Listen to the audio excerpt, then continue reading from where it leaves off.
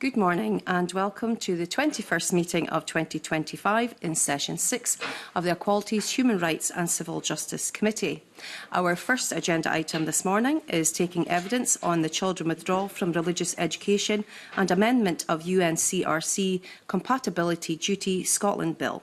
This is our first evidence session on the bill and we will hear from 3 panels this morning. I would like to welcome our first panel. We are joined in the room by Reverend Stephen Allison, Public Engagement Coordinator, the Free Church of Scotland. We have Claire Benton-Evans, Provincial Youth Coordinator, Scottish Episcopal Church. Barbara Cooper, Director, Scottish Catholic Education Centre. Reverend Miller, Coordinator, Education and Schools Group, Church of Scotland. And we are also joined remotely by Leah Rivka, Research and Publications Officer, Jewish Council of Scotland. You're all very welcome this morning. We're now going to turn to questions from members, but please indicate to me if you would like to respond to a member's question or any of the points that are raised. Leah, if you would wish to come in, please just type R in the chat and the clerks will bring that to my attention. So I'm going to kick us off with the first question this morning, and if you don't mind, I'll ask everyone this for you to come in. And what is your experience of the right to withdraw from religious observance and RE and how it currently works in schools at the moment? Can I start with yourself, Claire, please?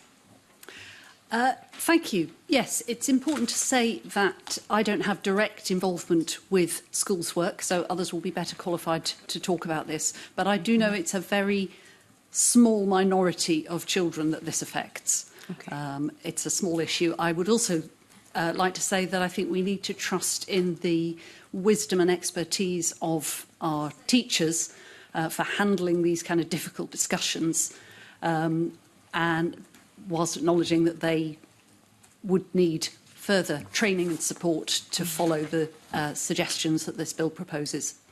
Okay, thank you, Barbara. Good morning, everybody. So I'm actually a religious education teacher to trade, and I look after the Roman Catholic schools on behalf of the Bishops' Conference of Scotland, and so understand that across the Catholic schools in Scotland that withdrawal from religious education or religious observance is actually very rare, and when it does occur, it's often not by those of no faith but those of different faith who have opted to attend a Roman Catholic school. When it does happen, our schools have a process which is in line with the way that the local authorities ask our schools to look at this, which is to be sensitive and pastoral to both the pupil voice and to the parental wishes, and to ensure that the young people, if they are withdrawn from religious education or religious observance, have something to educational to do. But I must stress that having surveyed all of the schools, the Catholic schools in Scotland, this is very, very, very small numbers that we're talking about. Okay, thank you. Could I come to you, Leah, please? Yes, we look at this from 2 sides because there is one Jewish school in Scotland, and the majority of pupils, though, are attending non-Jewish schools, either non-denominational schools or other faith schools. So we're looking at it from both sides of the picture. From the faith school point of view, I think we recognise, both from the Jewish school and other faith schools, it's very difficult to disentangle all aspects of religious education and withdraw a pupil, because very often these are intertwined in all aspects of the curriculum. And we feel that a parent who has chosen to send a pupil to a faith school will take that into account. On the other hand, if a religious pupil or a pupil from a particular religious background is attending a non-denominational school, there should be an expectation that religious education and religious observance will be more discreet, that they won't be involved in the whole curriculum. But actually, that's often not the case. And our experience is that some pupils have encountered difficulties. One mother, for example, told us whose child attends a non-denominational primary, the huge amount of time spent on the Christmas nativity, Easter activities was a surprise to me, as perhaps naively I thought non-denominational did not have such a big Christian slant. My son spent 2 hours at nativity rehearsals for over 5 weeks prior to the school show, in addition to the Christmas lunch, the Christmas fair, Christmas jumper day. I could go on. But there's also often a lack of understanding from some members of staff. And if I could just quote briefly, and then I'll hand over to somebody else. A head teacher of a non-denominational school, when a parent questioned the way they carried out their assembly and was told in a letter, "We hold the assembly in church for all S3 to S6 pupils. Participating in a service in church is an ancient tradition of the school. Irrespective of any question of personal belief, Easter is part of our cultural inheritance, and the theme of renewal is of universal significance." And bearing in mind that that is a non-denominational school, I think it shows a remarkable lack of awareness and lack of understanding when a parent wished to withdraw the pupil from that activity. Okay, thank you, Leah. Can I now come to you, Reverend Allison, please? Thank you. Good morning. It's great to be with you. I suppose, as well as my role with the Free Church centrally, I'm a local minister involved in delivering religious observance in primary school and local high school.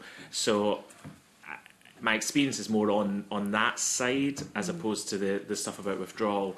But I suppose conversations I've had with the head teacher and things like that would suggest that a lot of it's a very low number asking anything about withdrawal, and most of it is done very informally with conversations with the head teacher, who usually seems to reassure parents, answer questions that they have, and it's done in a very informal fashion, and I've not seen many actually exercise the right to withdraw. It's usually people might have questions, but that's dealt with by the school very well. Okay, thank you. Reverend Miller, please. Thank you for the opportunity to contribute. Although I'm wearing a dog collar, I've only been an ordained minister for 1 year, but 40 years were spent in schools. I was an RE teacher to trade and spent 25 years in senior management in schools, the last 13 of which were as a head teacher in a non-denominational school, secondary head teacher. My experience has been much like the other two contributors. This has not really been an issue. In the 13 years I was head teacher, I never had one conversation with a parent about withdrawal. Over these 25 years, there have been a handful of children who have opted to withdraw from RME, and a similar handful who would agree not to attend RO, and in the main it tended to be children of parents of other faiths rather than no faith. This has never been an issue. If it had never been a real issue. If it was, we would deal with it pastorally. And that's why I'm a wee bit concerned about this bill introducing, I think, an unnecessary potential adversarial situation. But if we did come across it in senior management, it would be dealt with in a pastoral and a sensitive way. I think one of the main things that we need to get right, and as head teachers we're very concerned about this obviously, that the RME programme itself is pupil-centred, is inclusive. It's about Christianity, it's about other world religions, it's about the pupil's personal search and their own critical evaluation. It's not a doctrinaire stance. And similarly with RO. And I wonder if it would be helpful in terms of the RO experience of pupils at my last school. There would be about 5 10-minute assemblies over the whole year. There was no going to church, no acts of worship. We weren't singing hymns, we weren't asking pupils to participate in any prayer. And I would always want to ensure, and my fellow heads were exactly the same, that if there was to be religious observance in a school, it would be conducted in an inclusive sense, and preaching is not teaching. I hope that helps. Okay, thank you all very much. We're now going to move on to questions from Paul McLennan, please. Thank you, Convener, and welcome, Committee. I want to move probably more on to some of the specifics on this. The first question, it's kind of in three parts. The first part is the requirement to schools to inform a child if their parent asked for them to be withdrawn from religious observation or RME. When that request has been made, the child is given an opportunity to express their views, and the school has to seek a discussion with the child and parent. Again, your thoughts on that one. And that a school must respect the child's wishes, even if their view differs from their parent. It's kind of in three parts. I don't know who wants to take that one first. Claire, your hand up, go there quickly. Thank you. Yes, I'm here to say that I think young people can choose what they believe. Everyone in this room has the right to choose their religion or none. And I'm here to support that right for young people too. The young people I work with in the Scottish Episcopal Church choose to come back to us again and again, and the SEC values their contributions so much that we invite them to address our annual meeting, our General Synod, at the start of business every year. So we support in the SEC the UNCRC principle about no decision about me without me. So the committee that I represent that made the submission believe that children should be able to opt into religious observance, but that also they should be able to opt out of it, which we were interested to note the bill doesn't mention. They should get to choose. Thanks, Claire. Barbara, and then I'll come to Stephen. Thank you. I think it's interesting that this session is here and not at the Education Committee, and I think it's because it's rooted in rights. And I think that that's what we have to keep our focus on. And my question would be if this legislation alters the place of parents as the first educators of their child, as the current Education Scotland Act 1995 gives them up till the age of 16, then what precedent is this setting? If a child should express views contrary to their parents, are we saying that either the state or indeed in this instance the school should be arbiters of that and making decisions contrary to what the family has decided on behalf of their young people? That's kind of the last part of your question. The first part would be that my experience has been that schools really do have a culture of listening to the pupil voice, and they do sensitively listen. But I think there's a difference between the views and the wishes of a child expressed and being heard, really heard, and then that always equating to what the child has asked for being the outcome of it. And I think there's a real sensitivity that we need to have there about how we journey through that with the young person and their family, not to put our schools in a position where they're some sort of named person who is making decisions on behalf of the child instead of their family. Thank you. Stephen? Yeah, so I think on 90% of the process in this bill about talking to children about it, about being informed about decisions, having that discussion, listening, all of that, we'd be in complete agreement. And we think that is currently in the guidance that is in existence, and putting some of that on a statutory basis to have that discussion in the interests of the rights of the child, we would be completely in agreement with. I think it's absolutely better to discuss, engage, listen, obviously taking into account the age maturity of the child. The issue we have with the legislation is that final point, that where there is a disagreement between the parent's view and the child's view, that the child's view would then trump the parental wishes. And I suppose we would look at the more the international human rights framework, both within the Convention for the Rights of the Child, the European Convention, the international covenants, that repeatedly in these international agreements it's made clear that the parental rights to educate their children in line with their own philosophical or religious beliefs And I think that's clear even in multiple articles, even of the Convention on the Rights of the Child, that due weight should be given to their views for age, maturity, but multiple articles make reference to the way in which rights are often exercised through their parents, with their parents. The Article 14 about freedom of thought, conscience and religion, Section 2 of that article, respect the rights and duties of parents to provide direction consistent with the evolving capacities of their child. And so I think fundamentally children should be listened to, should be engaged with, there should be discussion. That might mean there's no need to withdraw whatever, but I think to place the child's views to trump the parents is going against this well-established principle. It sets a precedent for potentially other areas of education as well. I could think of other areas where a parent might want to withdraw from sexual health, relationship education. Would the pupil be able to say, actually, I want to still be part of that? And I think we're setting a precedent here, a move away from parental rights, creating discontent in the family. And I think that's where we have concerns here. Stephen, just on the point you mentioned about age and maturity, and again, every child is different in terms of their age and in terms of their maturity.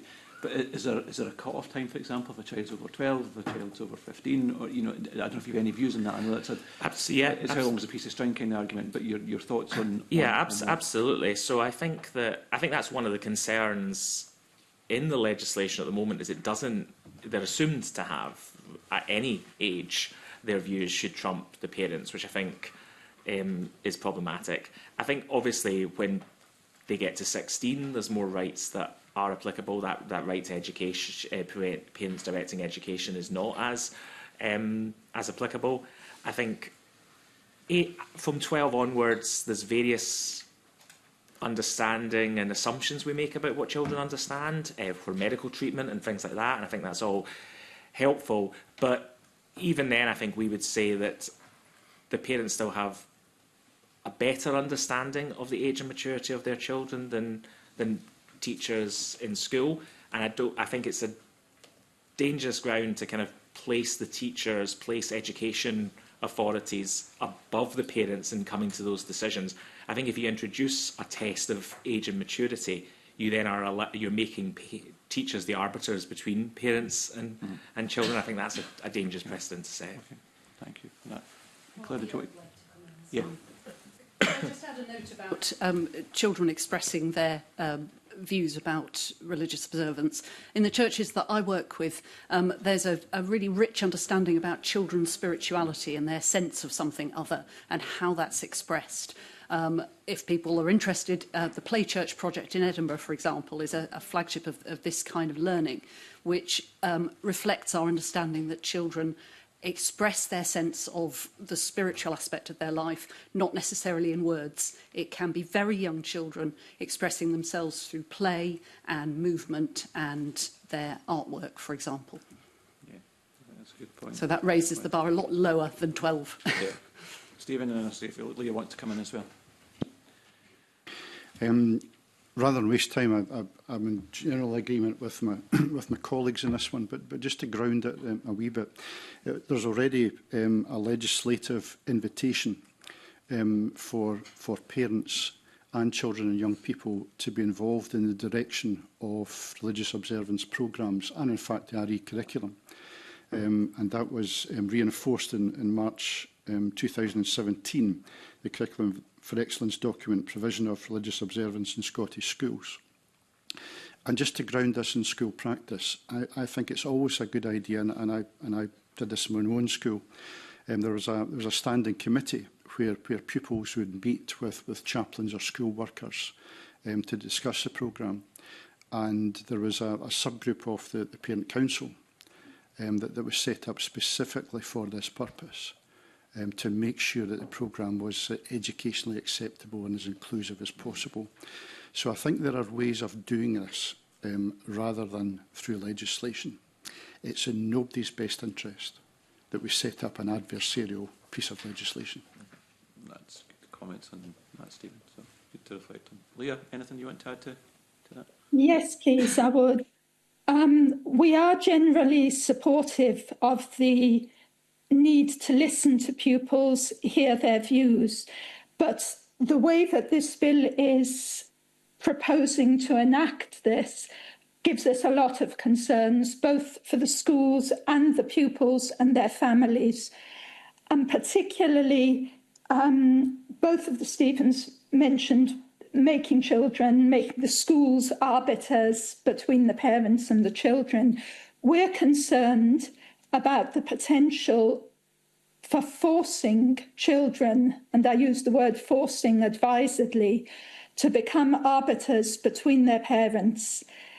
Very often now there may be interfaith marriages where the parents have different views about what the children should be learning in school. And beyond that, if parents are separated, there is the potential for bad actors who want to contradict, as a matter of course, the other parent. The bill states very, very clearly, if a pupil objects to all or part of the parent's request, the operator, the school, is not to give effect to the parent's request to the extent of the pupil's objection.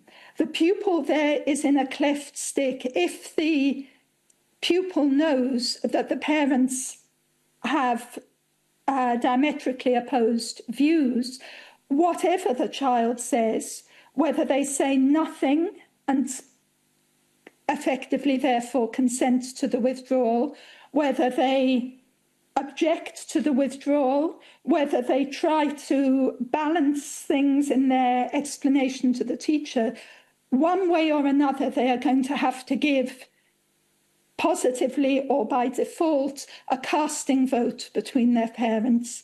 And we are very, very concerned that the legislation should not put children in that horrendous position.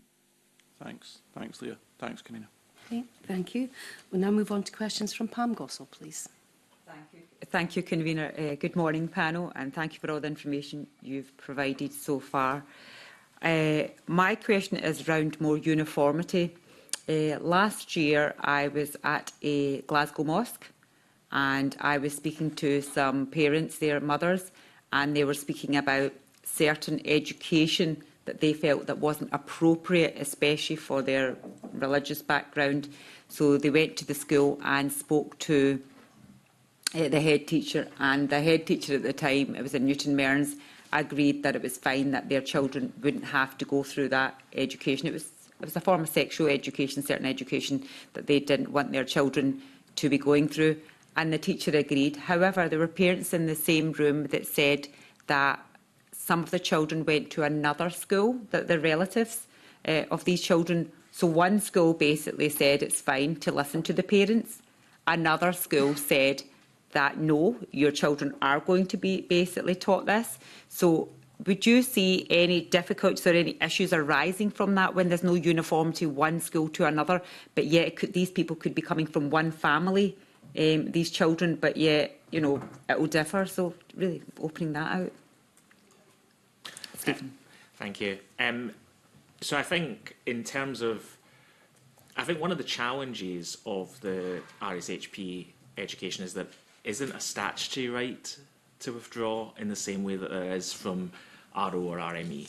And I think, thankfully, a lot of head teachers and schools are listening to parents and engaging with that. But without a statutory right to withdraw, there's a lot more disparity between what schools are doing.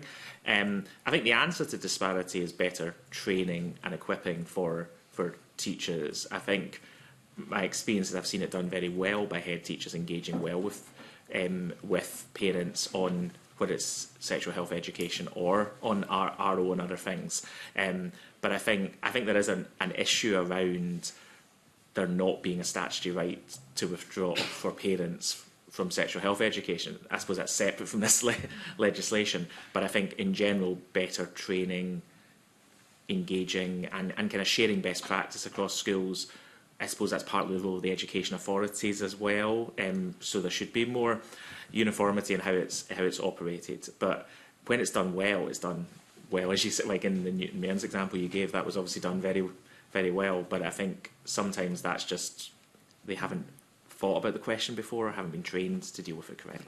Sorry, I probably have to say, convener, when I say sexual education, it wasn't the statute that the fact that the usual sexual education that schools provide. It was actually educating the children on different things like trans rights and other things that Muslim parents didn't want, basically. Yeah. So it wasn't the actual normal syllable that I've had as well when I went to school. It was basically something different that was added on that the school brought in.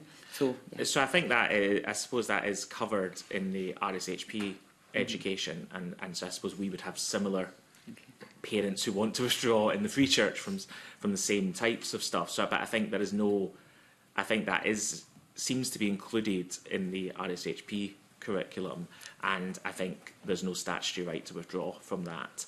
So it's based on best practice of schools and head teachers listening to parents, which I think is what they should be doing, but there's no statutory basis for that at the moment.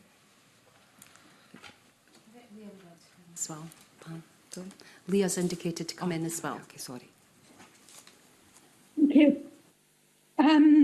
We have found, as you're suggesting, a great disparity between schools, and that can be very problematic, especially in the very small rural schools where there is no choice. If something is happening that is contrary to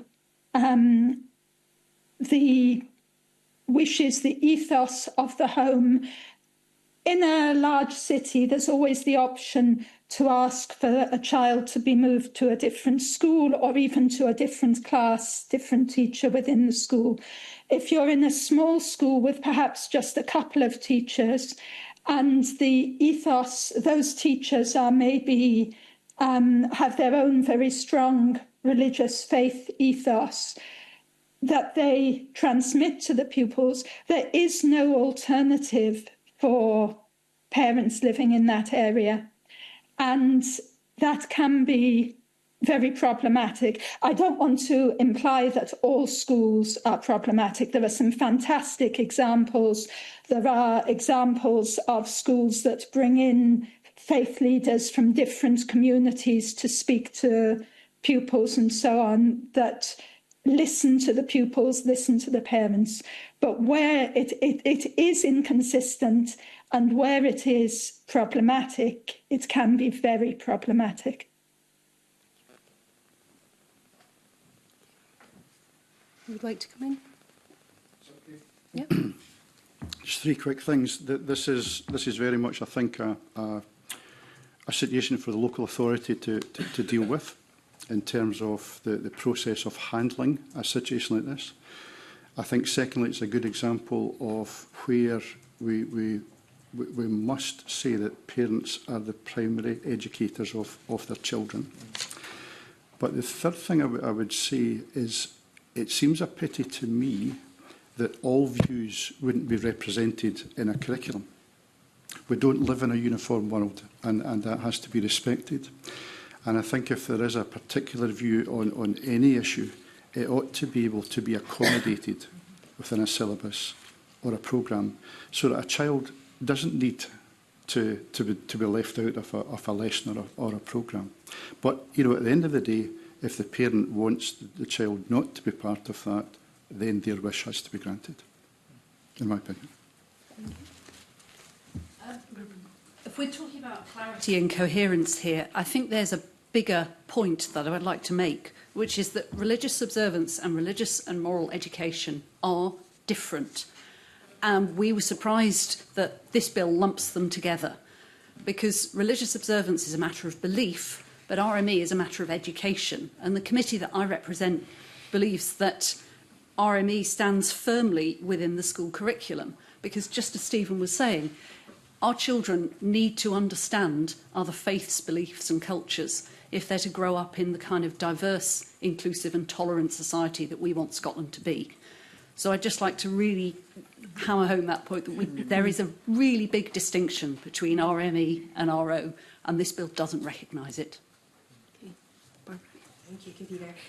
I think your question is related to consistency, as you said at the beginning, and I think that that's one of the concerns that's there within the system, particularly from teachers in schools, that even now there is no consistency sometimes even within the same school, or with the guidance from local authority, or with that structured guidance that might come nationally.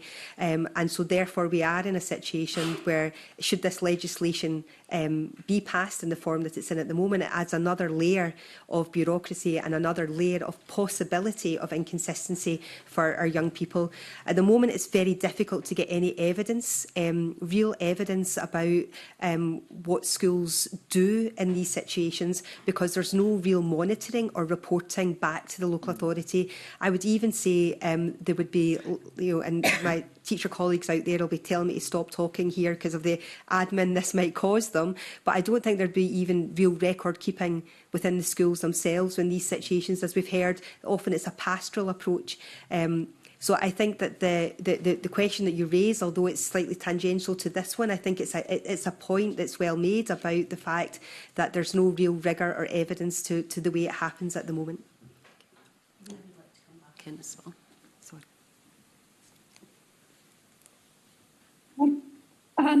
I just want to pick up on what was said before. We strongly agree that there is a difference between religious observance and religious and moral education.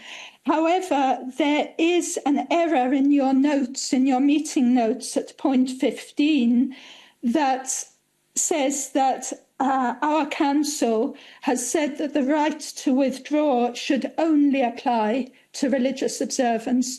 We have in our responses made this distinction between the two topics, but we have not said, and we do not say, that the right to withdraw should only apply to RO. And if I could just give you a vignette, Stephen on the end, sorry, I didn't catch the surname there, said that it was something to take up with the local authority. Could I give you a vignette, again from a very small rural school? It is a few years ago now, but similar things are still happening. Why it's not always possible to take things up with the local authority. In a very small rural primary, just 2 teachers, head teacher and 1 other teacher, a child was being bullied in the playground by children who said, "You killed Jesus," a Jewish child. And the mother did what all mothers would do in those cases, went up to the school, spoke to the teacher, and was completely floored when the teacher shrugged her shoulders and said, "Well, you did, didn't you?" And the mother said to us, "What do I do?" The 2 teachers are hugely respected in our very small community. There is no other school within practical driving distance for my child. If I complain to the local authority, to the GTCS, to whoever, I'm going to be ostracised. My whole family will be ostracised in the community. So while in a larger place, in a city, in a town, it is possible to take things up with the local authority, it is not possible to do so in large areas of Scotland. Thank you. Okay, thank you. We now move on to questions from Maggie Chapman, please. Oh, Rhoda has a supplementary. Sorry, Rhoda. If I could ask a couple, because Absolutely. something else can happen just when I'm listening to people's answers. Just given what people are saying about the current situation, could the bill improve the situation? Because with a bill comes guidance on how it's implemented. Would that help those situations where schools are taking different approaches? And maybe direct that to Leah first. There is guidance at the moment. It's non-statutory guidance. Perhaps if there were sensitive statutory guidance, it may help with levelling the playing field. But I think, again, it's still going to be very dependent on the staff in the schools and on the facilities the schools have. Teachers are not trained mediators. And in some of these cases, what will be needed is trained mediators. Schools don't have the resources, financial or in terms of their staff, to implement what is being proposed, whether there is statutory guidance or not. Okay, thank you. Anyone else got anything? Stephen. Thank you. So I think there is work going to be undertaken to review the guidance in general. I guess I don't think guidance on this piece of legislation will deal with the vast issues involved in this. This is quite a niche area, this right to withdraw, whereas I think the issues that Pam Gossel has raised are much wider about not just RO and RME, but other areas of education and other guidance that is much more the pastoral nature and how head teachers and others discuss with people. So I don't think this legislation's guidance, which is really on a narrow issue, can really address the wider issues. I think that's part of the issue here, is you're kind of looking at one very tiny part of a much bigger issue, and a review of all the guidance. And non-statutory guidance, although not binding, is very useful and very helpful to teachers. But reviewing that with input from a variety of stakeholders would be more beneficial, I believe. Okay. Anything else to add? I'm horrified to hear the story that Leah has just said, and I would like to think that was exceptional. I would like to think that if that was brought to the head teacher's attention, I think it was the teacher you spoke about, that we could maybe go down a few rabbit holes with just an individual case, but that is a clearly unacceptable response. And I don't think, as Stephen said, I don't think legislation is going to resolve that appalling attitude. I'm not trying to pretend that everything in the garden is rosy just now. You know, we've a long way to go to improve, and schools want to improve. But I don't think this particular, as the other Stephen has mentioned, I don't think this particular legislation is going to cure that. Okay, thank you. Just for those from faith schools, again, it was mentioned that if it's a faith school, the belief of the faith school kind of runs through the whole curriculum, not just RO and RME. How does this bill impact on that? Do you see that as an issue? I'm kind of looking at Barbara, but... Yep. The current guidance from Scottish Government makes it quite clear that it is difficult to completely extricate a child from religious education, religious observance. And I think that if you're in a denominational school, and I of course speak on behalf of Catholic schools, I think there's something here about the families choosing denominational schools in Scotland. It's one of the hallmarks of our system is that there is choice, including Gaelic medium, and then for our young people who need ASN schools, there's those options within that match with the culture and identity of the parents for whatever reason, even if they don't identify with that religion.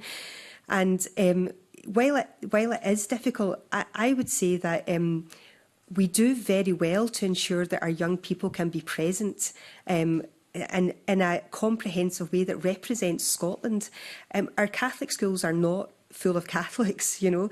I kind of often use the line, we're Catholic schools, not schools for Catholics. We represent the whole of Scotland there, and we're helping our young people to be able to prepare for a pluralistic world where there are people who believe many different things. And what we find is that religious education, and indeed the moments of religious observance, are moments of community, are moments of solidarity, are moments where we build peace, really, and our young people are enabled to be there and be present with their peers without anything being imposed on them. And our schools are Catholic, and I would invite you to go into our Catholic schools and see what they do, because they do this very, very well. Okay. Compared with Barbara's organisation, we have very few schools, and the setup is different. For example, we have primary schools that have an Episcopal foundation, but they are very clear that they teach the curriculum for excellence for RME, and that their schools are open and welcome for people of all faiths and none. And For example, St Ninian's Episcopal Primary School in Perth, on the front page of its website, spells out exactly the difference that I was pointing out earlier between RME and RO. And so it's not the case that everything has an Episcopal slant.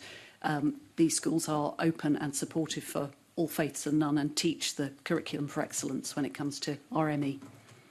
Okay, thank you. Thank you. Maggie Chapman, please.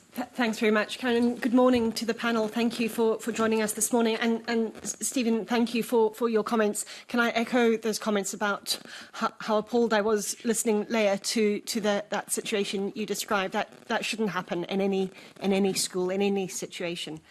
Barbara, you, in an earlier answer, you talked about it being interesting and important that this conversation is happening here rather than at the Education Committee because of the foundation of rights that underpins not only the proposals in the legislation but this broader conversation. I wonder if you could say a little bit more about how you and the Catholic schools and the conversation within Catholic education, how you talk about the rights in UNCRC, perhaps particularly Article 12, the right for the young people to be heard, and Article 14, the freedom of expression and freedom of religion. Just say, how do you draw those in, given some of the tensions and sensitivities that we've already talked about this morning? Sure. So I think our schools are well equipped in the way that all our schools are to ensure that there are structures there for pupil voice, whether that be pupil parliaments, whether that be first level guidance and pastoral care teachers who know their pupils inside out. And all of our schools would ensure that across their the soft curriculum as well as the formal curriculum, that there are opportunities for young people to be able to express themselves.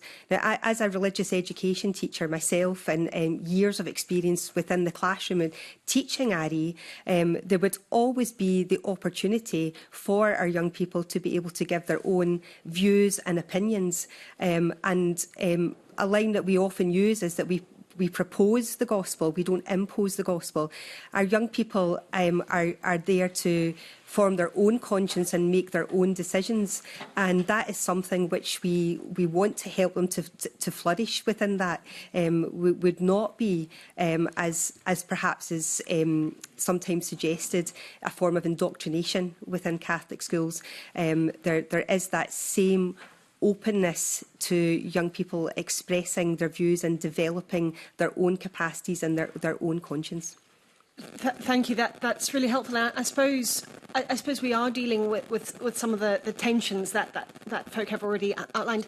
How would you see if there was quite strong disagreement between a child and their parent about how they wanted to develop their spirituality, how they wanted to develop their own sort of freedom of expression, freedom of belief. How would you facilitate those conversations? I think in the Catholic school we do it exactly the same as any other school, so I think it would be important to say that from speaking to all of our schools and asking them to respond, we have never had that. That's never come up where there has been such polarised views between parent and child. And it's interesting that the way that this legislation has been set out is if the parent wants to withdraw their child and the child wants to opt in. So this legislation, in a sense, wouldn't offer any polarisation with a child is completely different from the parent if the child has an opposing view, if you like, to the denominational school. But we would do it, as I say, I think professionally. We do it sensitively, and the way that it would normally happen within a Catholic school would be on a one-to-one basis, that it wouldn't necessarily be known by lots of different people. It would be to ensure that the child's own views are heard and understood. But I think similar to what has been said by others here, the challenge comes with this legislation when the the child wants to opt back in and the parent doesn't want them to. And that's what we're trying to navigate here, is, in a sense, where is this Parliament going to land in terms of who has the end say in that? Thank you. And I suppose it's related to that. Actually, no, maybe I'll ask other people first on that point about the rights of the child as enshrined by UNCRC, particularly for Articles 12 and 14. How, given the sensitivities, given the tensions and potential conflicts that some of you have identified, how would you see our ability as a society to give support to children to express those rights in this instance? Stephen, do you want to come in on that? Yeah. Thank you. So I suppose it is always about letting them be heard, respected, listened, and finding many ways of listening to young people and hearing what they say, but recognising that, I suppose, they don't exist in isolation. They're part of families. And part of that being part of a family does involve hearing what their parents think on a variety of issues. It involves engaging with their parents. So I suppose we navigate this already within a church context, where a young person wants to become a member of the church, so someone who would be under 16 in the church might express a desire for baptism or to become a member of the church, but we would often have that conversation jointly with their parents, because the parents know their child's faith, they know, and they can have these discussions. I think in terms of balancing the rights, those coming from a faith perspective should be called upon that we don't impose our faith on others, that we do respect others' beliefs. And so I think if there was that real conflict, which I don't think occurs often between parents and child, but if there was that real conflict, I suppose we as a church would call upon the person expressing faith to respect the other party, to listen to the other party, to actually try to work that through. Whether that's the child or the parent, like, there are duties for children to respect their parents, even if they have a different faith position. And likewise, parents are not to exacerbate their children or things like that. So I suppose we would call for a true expression of faith to show that respect and listening to one another to hopefully resolve these issues. And I think the fact that it doesn't regularly occur, that we don't see this occurring, is a testament to that approach works on a pastoral level rather than formally, like this legislation. Okay, thank you. Do any other panel members? Leah, do you want to come in on this? Thank you. Yes, please. I'd just like to pick up, several people have said repeatedly, this doesn't happen very often.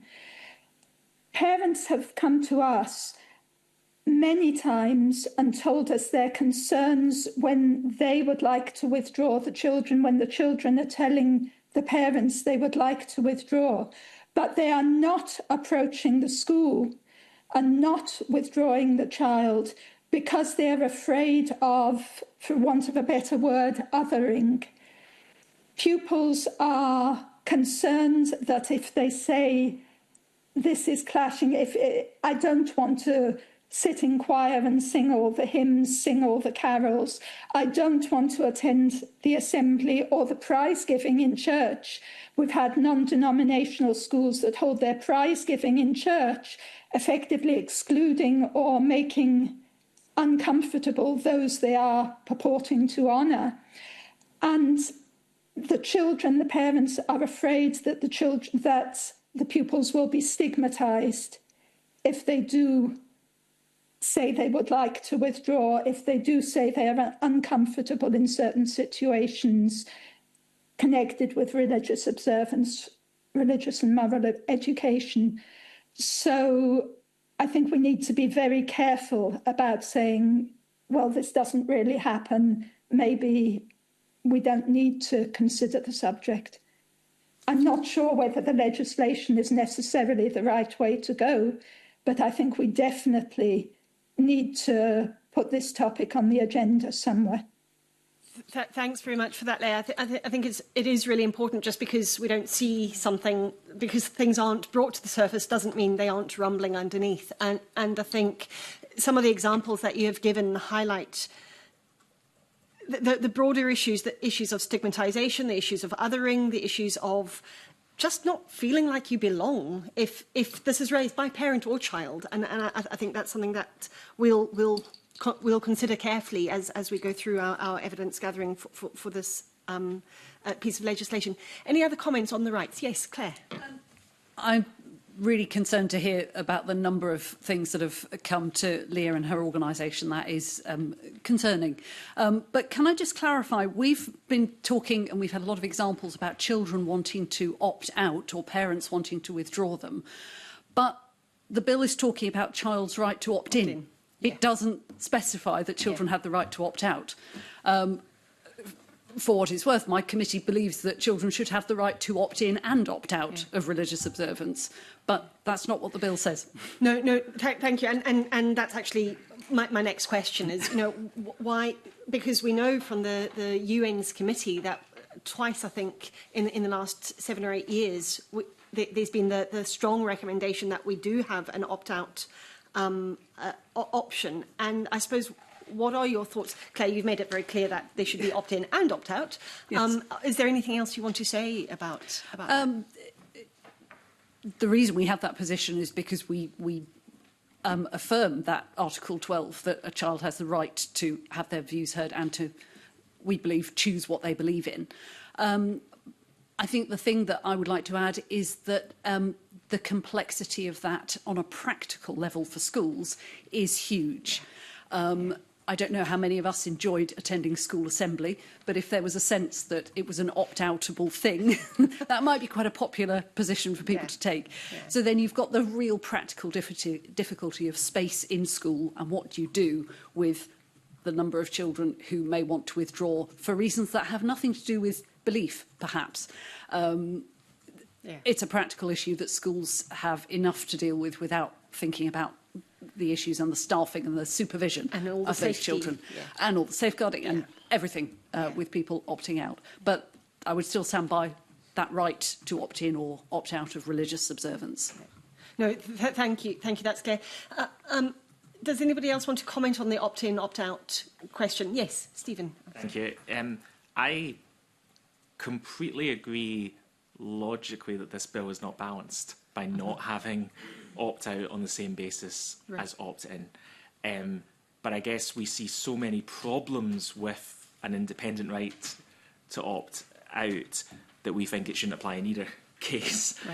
I suppose that we live in a society that is often illiterate about religion, doesn't understand different faith traditions within society. We've all highlighted the importance of RME for understanding the different faith traditions, but this right would apply for opting out of that just because maybe people are bored of it's not the most engaging at times.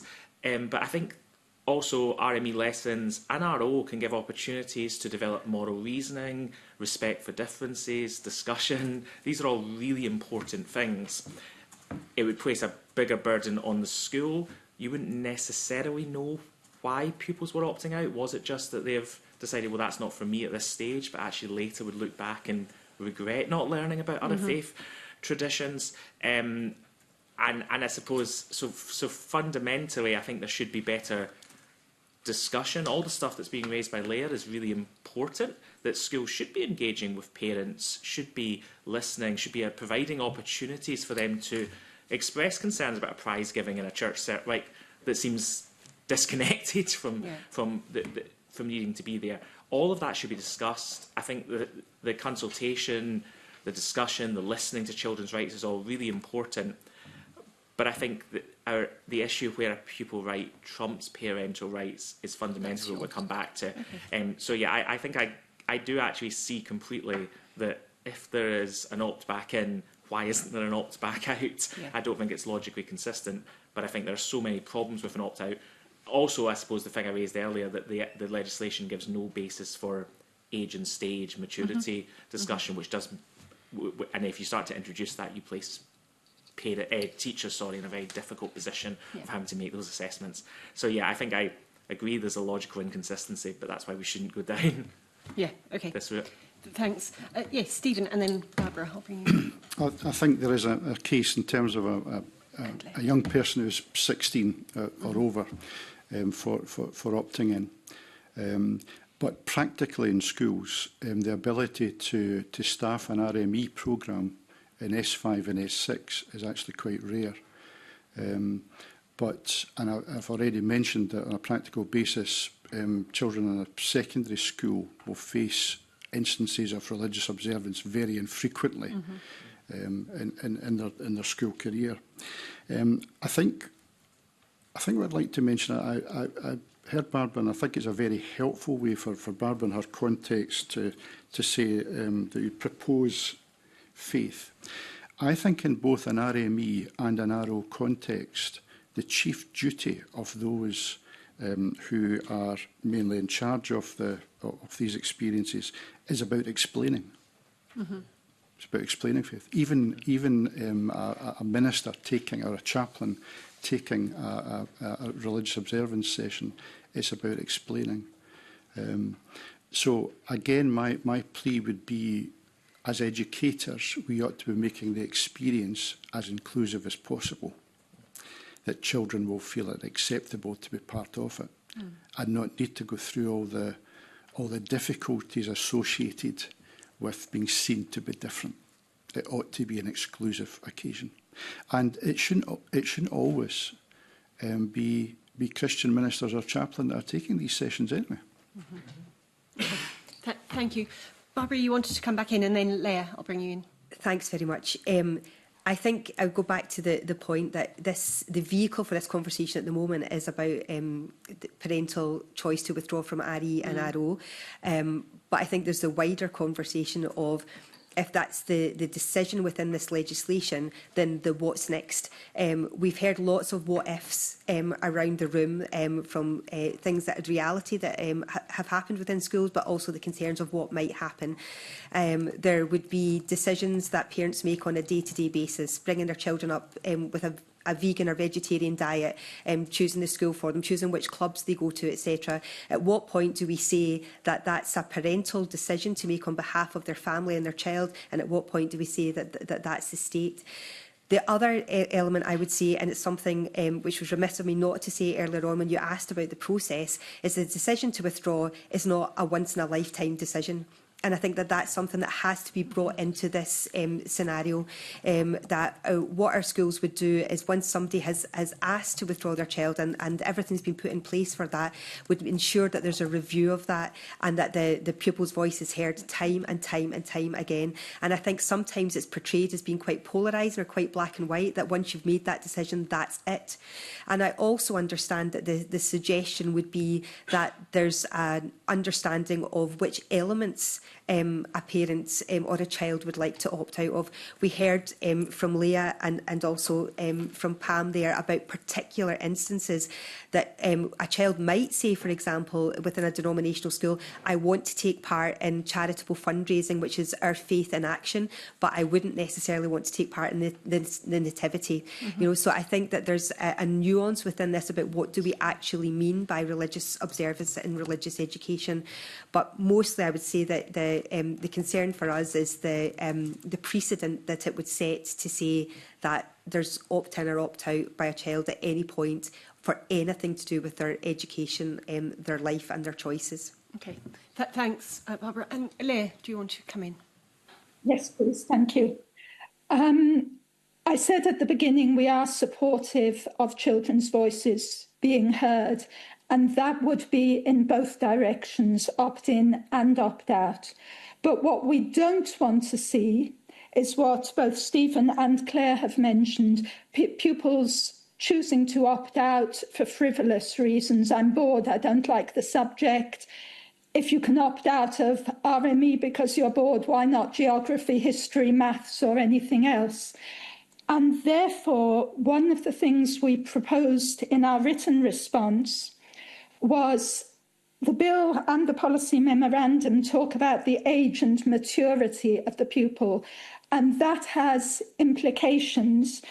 And relying on those, we would like to see, instead of the very bold proposal, if a pupil objects, then the school complies with the pupil's objection and not with the parent, we would like that reworded to, if the pupil has relevant reasoned objections to all or part of the parent's request. And that is an indicator again of age and maturity, that the child can actually say, these hymns don't reflect my viewpoint, or whatever it may be. I would rather read my own prayers than sit quietly while other prayers are going on. That is a sign of the age and maturity of the pupil, and also a preventive of pupils opting out for frivolous reasons. Thank you, Leigh. That's really helpful. That's a helpful suggestion, which we'll take away and tease through. I'll leave it there. Thanks, Convener. Okay, thank you. We're going to go into questions from Rhoda Grant, but just to say we'd earmarked an hour for our session, and we have hit that hour, and we still have some more questions. So if members and witnesses could be succinct, please. Thank you. Okay, the objective of the bill is to comply with UNCRC, as well as to provide coherence and clarity of the process of withdrawal from RO and RME. I've heard concerns about whether it achieves those objectives. Is there anything we could do to amend the bill to make sure that it achieves those objectives that you haven't mentioned before? I'm conscious of time. Just to make a really clear distinction between religious observance and religious and moral education. Muddying the two together doesn't help anything. Do you think that religious and moral education should come out of the scope of the bill? I beg your pardon? Do you think religious and moral education should come out of the scope of the bill? Is it so different that it shouldn't be in the bill at all? I think that would certainly be the view of the committee that I represent, that those two things are distinct. As I say, what RO is a matter of belief and RME is a matter of education. Stephen? I think it should very definitely come out of the scope of the bill. I don't think the Humanist Society of Scotland have a problem with that. They state that too. And it's so bound into curriculum for excellence as a curricular area. It's sewn into the fabric of it that I think it definitely should come out of the scope. And I also don't think I accept this dichotomy necessarily that RME is about education and RO is about faith, matters of faith and participation in worship. I think we need to get away from that characterisation of RO. How would you characterise RO then? Sorry, well, it's if the Education Scotland Curriculum for Excellence, RO contributes directly to the intended outcomes of CFE. Okay. The other, Stephen. Thank you. I suppose our position would be that this bill is addressing such niche areas that it's not addressing the whole thing. And I think to actually improve it, you do need to look at the whole of the area of religious observance, RME. Those distinctions that Claire is drawing out are really important. And it's also not really dealing with the compatibility issue, because the second part of the bill is saying actually we don't care about that anyway in some areas. So it's a confused piece of legislation looking at a narrow part of the issue, and a lot of the issues we've discussed today are not raised by the bill. So I think we'd have to start again, really. Okay, Barbara. And I would just say I'd need to think about that question that you've asked and consider it, because within a denominational school, some pupils learn about religion and some pupils learn through religion, and so it is intrinsic to what we do within RERC. So I'd need to give that more consideration. I'm sorry, I can't give an answer to that right now. No, that's absolutely fine. Leah, sorry, I'm not seeing your R in the chat. That's okay. While we do think there is a definite difference between RO and RME, and that religious observance is worship, is reflected in faith, is grounded in faith, RME, yes, is learning about worldviews, but given the inconsistencies between schools that Pam was speaking about, some schools may well deal with it brilliantly, reflect different faith communities across the board. Others may use it as a form of indoctrination, even in a poor school, or as a form of religious instruction rather than education about different worldviews. So we do think that the option to withdraw in cases like that should still be available for RME. Okay. Thank you. Okay, thank you. We now have a question from Paul McLennan, please. Yeah, thank you, Convener. I want to move on to kind of part two of the bill. And you've kind of answered this question, so in kind of just time as well. It talks around about compatibility with the UNCRC in terms of where a public authority is compelled to act incompatibly with UNCRC requirements. And it's kind of just given, it's based on the reasoning given by the Scottish Government for this exemption on the compatibility duty. So I think we've kind of answered that in the previous question I had. I don't know if anybody wants to add anything to that, but just on the specific compatibility duty, which obviously is kind of part two of the bill, but I don't know if anybody wants to add anything that we've already said in the previous answers that I kind of had. I think you've kind of covered it, but I don't know if anybody wants to come in on that. If not, I think we've had an answer on that one. Yeah, so that's fine. That's. Oh, Leah, so my apologies. Didn't see there in the chat. That's okay. Two very quick comments about it. First of all, we're not sure why it's included in this bill as a portmanteau bill at all. It doesn't bear on the first half of the bill. The first half of the bill is dealing with the Education Act, which is already covered by the reserved legislation. So it's totally irrelevant as far as withdrawal from RO and RME is concerned, and we feel should be in a separate piece of legislation. But given that it's there, there is a contradiction between the policy memorandum and the bill. The policy memorandum says in paragraph 47 that the exemption would make clear public authorities can continue to exercise functions, deliver services that are potentially incompatible with UNCRC until remedial action is taken to remove the incompatibility. However, there's no such proviso in the bill. The bill simply says that it's possible to act incompatibly. So either the bill needs to be amended to include the proviso that until remedial action is taken, or there needs to be an erratum for the policy memorandum. Thanks, Kina. Thank you. Now we have a question from Marie McNair, please.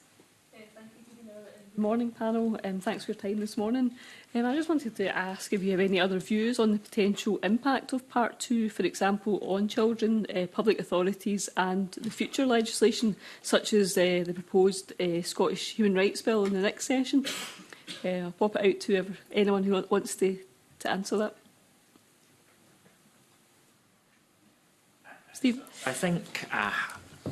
I think the second part is there because of difficulties of balancing rights, which exist in almost every area where human rights are engaged. There's always competing rights. There's always these challenges, and I guess I'm less persuaded that the international human rights obligations that we have necessarily we're acting incompatible with at the moment. I think there are debated views on that.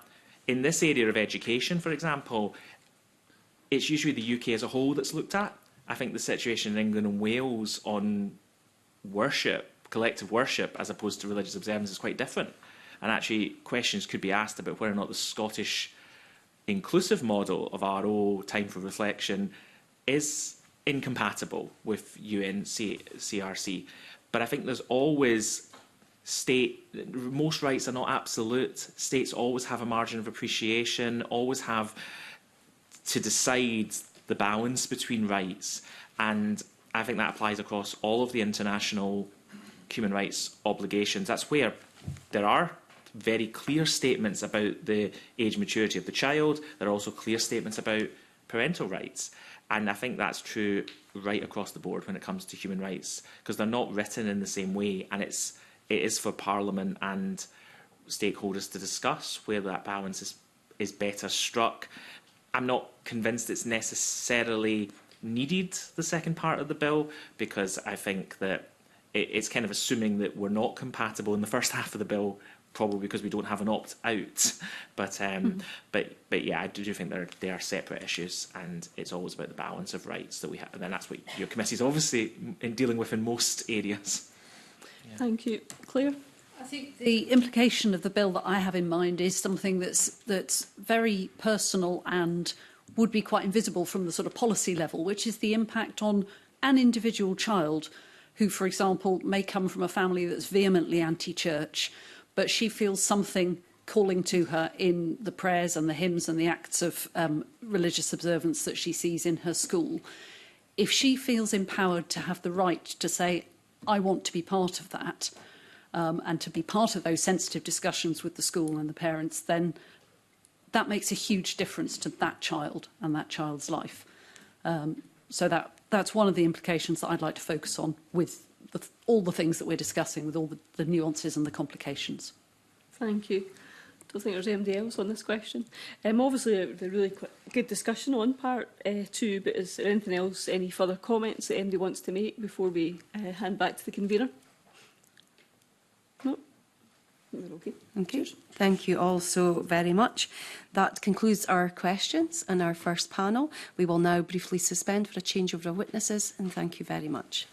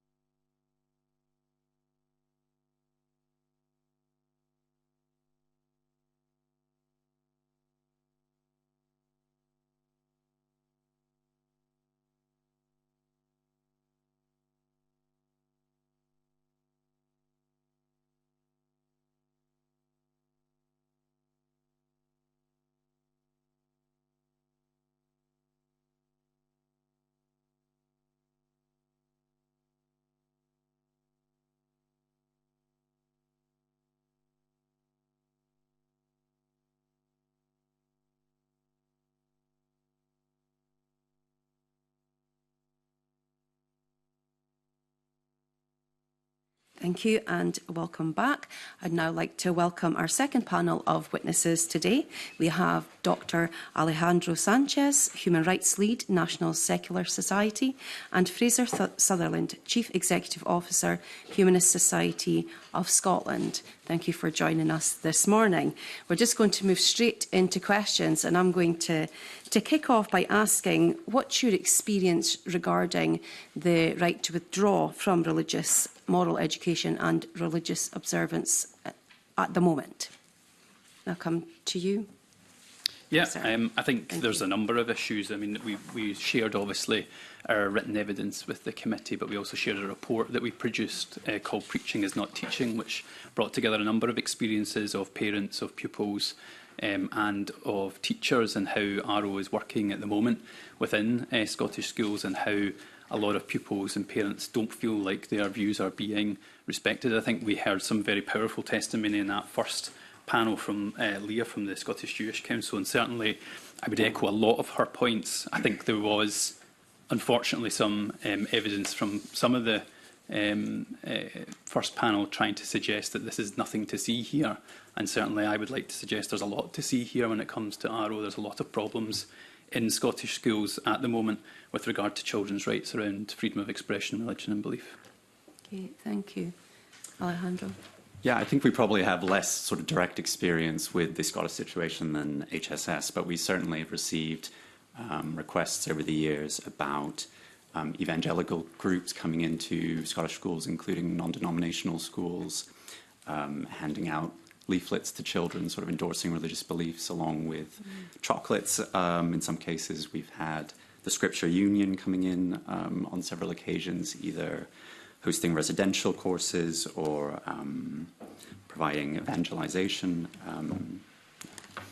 Okay. Okay, thank you. We're now going to move on to questions from Paul McLennan, please. Thank you, Convener.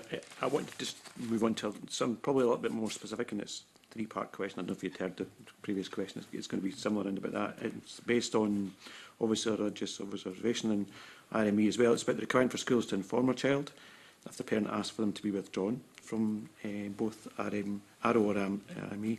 Where a request has been made, the child is given an opportunity to express their views, and the school must seek a discussion with the child and parent, and that a school must respect the child's wishes if the view differs from their parents. So, Fraser, I'll probably come to yourself first of all, just on that point. We heard different opinions from... Yeah, I mean, I think this new introduction is not necessarily a bad thing. I think certainly from our perspective, this ensures to a certain level that young people are listened to, particularly as their capacities evolve. I'm thinking certainly at secondary level education, where they'll be starting to form their own beliefs, you know, necessarily in line with their parents or maybe independently of their parents. And I think that's something certainly that's protected under UNCRC. And a reason why, actually, the UNCRC's committee's concluding observations has pointed out in the last twice occasions that the lack of an independent opt-out is a problem with regard to ARO. I think this new model, what is being proposed for children who want to opt in, is not necessarily a bad thing. However, it does now introduce a hierarchy of beliefs. So pupils who have a religious belief and want to participate in ARO will be able to do so. But pupils who don't have a religious belief, pupils who may be atheist, agnostic, humanist, or of a religious belief of a not Christian nature, will not have an equivalent right. And we would see that as a significant problem. Just on, I don't know if you heard the previous discussion, one of the discussions was about age and maturity. As we all know, kids can mature at different ages, and so on. So I don't know if you've got, and you kind of hinted on it, talking about secondary school. I don't know if you want to expand on it a lot. Yeah, I mean, I certainly think there are a number of cases. I mean, for example, yeah, I think, school age I think you need to take each case in its own individual rights, and I think there's not a one-size-fits-all. I don't think we would be welcoming a particular age bracket because some children may have the capacity at a particular age when others wouldn't, and I think that's problematic to say at a fixed point they're going to have a decision. Certainly in England and Wales, the collective worship position is at 16 they're able to opt themselves out. I mean, even in Scotland they don't have that right. Children can actually decide themselves to leave school at 16 and 17, but they don't have the right to opt out of RO if they stay at school, which seems a bit back to front. So I think it has to be taken in individual context, but we could certainly see a lot of examples in secondary school. Might be a bit more challenging at primary school unless there's a very particular case, but we would certainly see at secondary school that should be something that should be explored. Alejandro, any of your thoughts just on the same issues? Yeah, on the provisions of informing the child of the parents' wish. Yeah, I think those provisions are entirely reasonable, but I think they have to exist in conjunction with a parallel right to withdraw. In terms of age maturity, my recollection is that the concluding observations don't make a specific reference to the age of the child. But I think from our perspective, there's sort of a more fundamental issue. So secularism is the idea that the state should be neutral when it comes to matters of religion. So the state should be neither suppressing nor promoting religious views, advantaging them or disadvantaging them. And when it comes to schools, we think that they should be open and welcoming to all in an increasingly irreligious and religiously diverse Scotland. It's more important than ever to be educating our children together and not separating them along religious and potentially racial lines. And we think it's not for schools to be endorsing any particular religious belief, and that would include atheistic beliefs. Okay, thank you. Convener, thank you. Thank you. Questions from Pam Gossel, please. Thank you, Convener. Good morning, panel. My question centres around the ability of children to make their own decisions. We know that children under the age of 18 can't serve as jurors, hold a credit card, and also many other decisions they cannot make. So how will teachers determine which child is capable of participating in religious education and observance? Do you think there should be some kind of assessments there? But also, I want to give an example of a scenario that could arise whereby two children have different views from their parents, and one child is seen capable of withdrawing from religious education and the other is not. Would it not be the case that one child is given more rights than another then? But also, earlier on, I spoke to the first panel to talk about that a scenario that was an example that I had gone to a religious setting and in a mosque, and parents told me that children basically, they didn't want their children to be learning certain things. They went to the school understood, and they withdrew, the children did. But on the same round table, there were parents from the same relatives and family, which children were going to another school, but the parents, the school didn't obviously withdraw and decided that the children should carry on that education. So just something around that differing as well, the fact, do you think there's no uniformity around schools, will that become issues? And also what I've said about the fact that you taking one kid's rights away from another if they're from the one family as well. I think in terms of the moral rights, Article 12 sort of protects a child's views to be given due weight in conjunction with their evolving capacities. So I think that would explain why there might be sort of more or less rights, as it were. But this capacity assessment wouldn't be necessary at all if there weren't legally mandated worship in schools in the first place. So we would suggest that as the best path forward, that repealing the requirement for RO in the first place. We very much welcome inclusive non-confessional assemblies, and that would negate the need for these capacity assessments. I have a lot of sympathy for the second point that you make, Pam, particularly that's in our report that we bring out a lot of instances that are exactly the same, where parents are concerned and wanting to raise, specifically in relation to RO, wanting to raise concerns about the RO that's happening in their school, wanting to opt them out and finding a lot of resistance. I mean, just to quote one particular parent, the school has made out that this is my problem. They say very few parents complain or opt their children out. This is at least in part because my school has been less than transparent about what's going on, and I'm just lucky I've had an articulate child. When I raised my concerns with the head teacher, they replied, "I won't apologise, this is a Christian country." Now you can see how that would impact on people of different beliefs, humanist beliefs or other religious beliefs. They have that right to opt out, and even when they're trying to enact that and we're trying to help them, they're still finding a lot of resistance to that. So, and that is an area, unlike the example that you were citing, where there is no statutory right to opt out, there's actually a statutory right to opt out, and they're still feeling a lot of resistance to being able to do that. Thank you.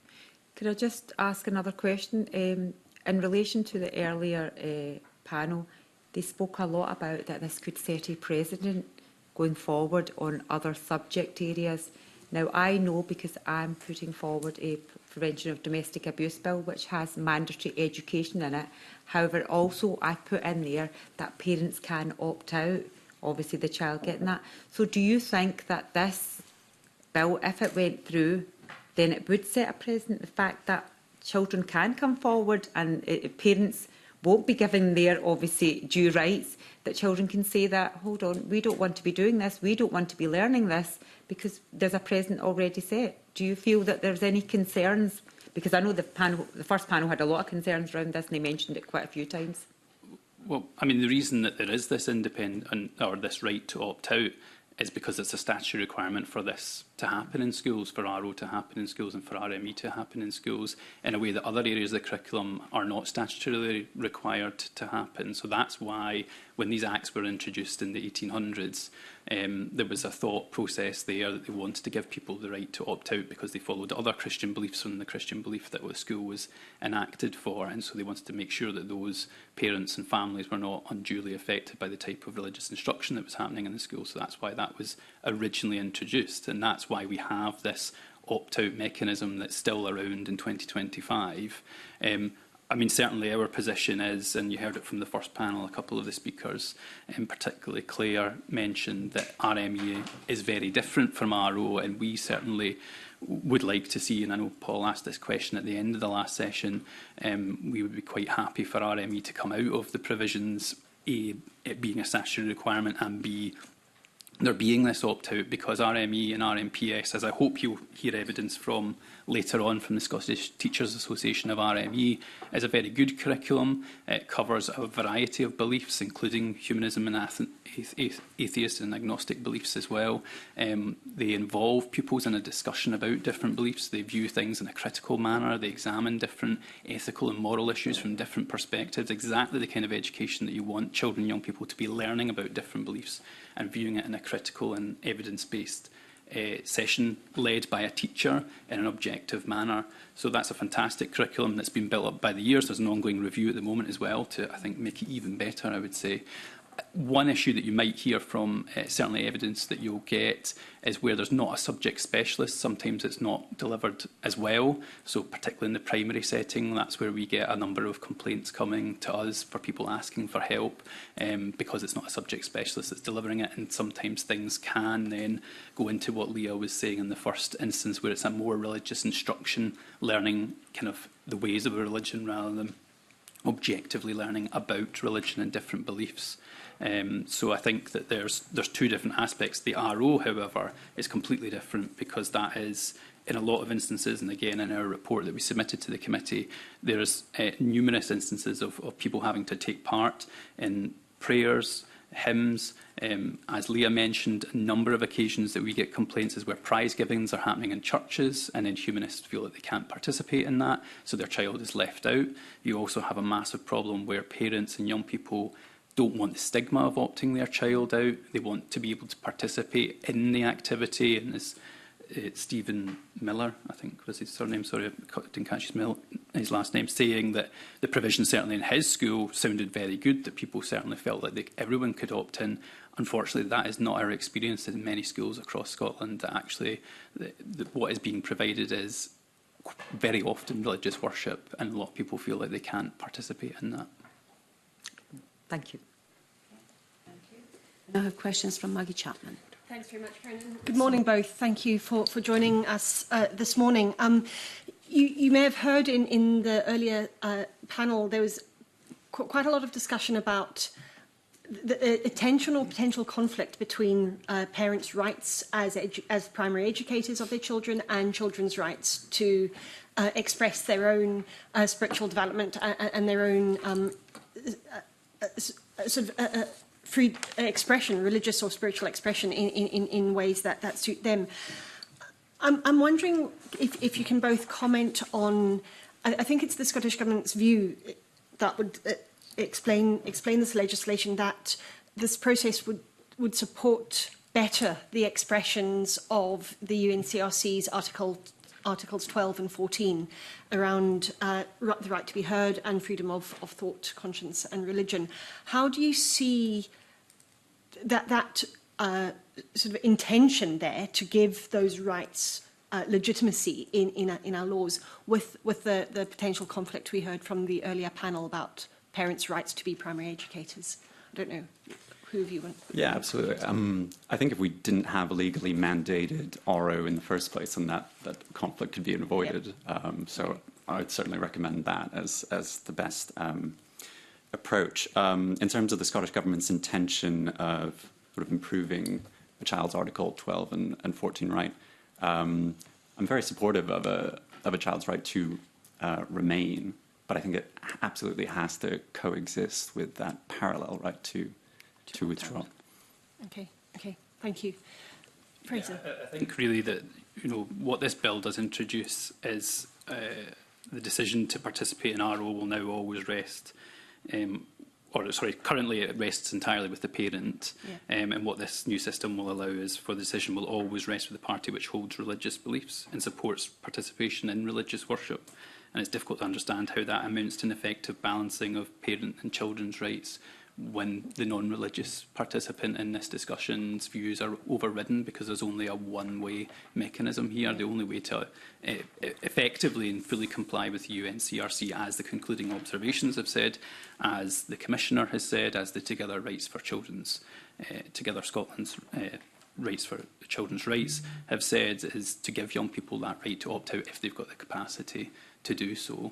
That's the way in which you make sure the freedom of expression, religion and beliefs rights of the young people are respected, and not doing so, as the government have tried to do here, is just completely ignoring the problem.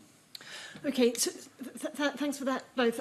I mean, I think, Alessandra, you've made your view, it's quite clear, the mandating of RO is maybe what the issue is here, and that distinction between RO and RME is important. But I suppose if, Fraser, what would your solution be then? I suppose if not the provisions in this legislation, thinking about the guidance that already exists, the statutory obligations that already exist, where would you like to see the conversation about rights for both parents or guardians and children and young people? Where would you like to see this conversation go? Because I think we heard quite a lot about that tension, pitting children against their parents or guardians, and the consequences that can have, especially if there is, family separation happening, all of that. But also more generally around a sense of enabling spiritual development in a way that is that feels and is right for the individuals concerned, rather than having this is how it has to happen. How would you see a way through this? Yeah, well, I think really, as I was saying, the RME curriculum is very good, and there's key components in the RME curriculum which is about encouraging pupils to think about their own beliefs and think about their own spiritual beliefs, if that's what they choose, or non-religious beliefs. And the curriculum is very much based around that, encouraging pupils to think about their own, not just learning about different religions, but then using that to reflect on their own personal self as well. So it's certainly something that I think can happen very well within the RME curriculum, which is delivered by teachers rather than RO, delivered by, not always exclusively, but quite often delivered by religious leaders. I mean, certainly what we would champion, and what we have championed for a number of years, is the move to a time for reflection model, which is guided by three basic principles of inclusivity, objectivity and plurality. And certainly the evidence that Stephen Miller gave in the first panel was that was the nature of what his school was offering, but certainly is not what's happening in a lot of schools that we're being approached about to. What do we think that means? Well, no pupil should be asked to pray or sing religious songs. I think particularly this is the case when it comes to non-denominational schools. I mean, it was reflected by Leah in that first session, something we get a lot. People don't understand that non-denominational doesn't mean they think it means non-religious, and that's not what it means in statute. But actually, that's what parents think it means, and they get a bit of surprise when they find out that, for example, as one parent told us, we discovered in primary 5 that our child had been taking part in monthly assemblies led by a brethren preacher involving praying. Had we known this was happening, we would have drawn her from it. The school did not inform us, other than a date marked in a calendar saying James's was leading assembly. So there's a lot of instances where I think in a non-denominational context, this time for reflection model shouldn't be confessional in nature. Certainly the Parliament has a very good time for reflection model that I think we could see replicated in schools. The guidance kind of touches on time for reflection. It doesn't mandate it as the model that should be produced. But I think if going forward and we continue to have religious observance in schools, it should move to, particularly in the non-denominational sector, it should move to this time for reflection model. And it shouldn't be evangelising or preaching to children. It should be about exploring different beliefs, allowing young people to express themselves as well, and should much more involve young people in co-designing that as well. So the current guidance talks about young people being involved in what religious observance looks like. But again, the evidence from young people is that they feel like this is something that's done to them rather than with them. They're often not involved in the conversations. It's often the school's approach. And I'm not overly critical of head teachers for this, but they take the approach that we've always done it like this, so we'll just continue to do it like this because we've got a relationship with that local church, rather than thinking about how can we do this in a much more inclusive manner. I think some of the best practices actually you will find are in some of the urban environments where we have a much more diversity of beliefs, and the schools have been forced to think about this because in some instances, some of the school roles, the majority of the pupils will be of a different religious belief than Christianity. And so they've had to think about that because they genuinely want the pupils not feeling excluded from that activity. So there's some really good guidance that some individual schools have developed about how to do an inclusive time for reflection model. Thanks very much. And just one final question, and it maybe follows on from some of Pam's questions about consistency and the issues across the board. Given that we do have ORO, and I hear the views about whether or not that should be the case, given that we do have ORO, how do you think it would be best to ensure that that head teachers, schools, local authorities, where should these sort of higher level conversations be happening to ensure consistency, to ensure the understanding of Fraser, what you were talking about there, of that those principles of inclusion and non-stigmatising and non-othering processes to be universal, if possible. How would you go about? I definitely think it has to be. One, there has to be national guidance that's a lot more clearer and prescriptive than what's there at the moment. What's there at the moment is quite loose and wide-ranging, and I think different head teachers can take that guidance and interpret it in many different ways, whereas if there was much clearer guidance, again, going back to those points of principle, that pupils don't feel like this is something that's done to them, that they feel like they are part of, that it's not involving acts of worship that they are required to participate in, I think that would go a long way. But just to come back to the general initial point, if you're going to have acts of religious worship during the school day, you do also have to have this opt-out for young people in order to respect their rights. That has been the concluding observations. That's why this bill is in front of this committee, because the government have realised that they're acting incompatibly, and so they've had to amend this. They feel like this solves that incompatibility. Our view is it's not going to solve that incompatibility. I know we're going to come on to part 2 of the bill, but I certainly think that the way that this bill has been constructed also denies young people the right to challenge this legislation in the way that the UNCRC bill envisaged, because it's amending a pre-devolution act. I don't want to talk about that too much just now because we might come on to that later. Yeah, okay, thanks. Alessandro, other comments from you? Yeah, my understanding is that the requirement for RO in non-denominational schools to be inclusive is part of the 2017 non-statutory guidance. So I don't know if there's any scope for that becoming statutory as a means of sort of enforcing it more rigorously. Okay. So you would look for that kind of statutory enforcement route. Well, sort of within the provisions of your question, which was that we don't have RO in the first place. Well, yeah. As long as we have it, that would be your route. Okay, no, that's helpful. Thank you. Just come back in. Sorry, one wee thing I failed to mention there. I wanted to agree with something that Barbara said in the first session, that there was actually quite a lack of evidence and a lack of evidence gathering about what's happening in schools.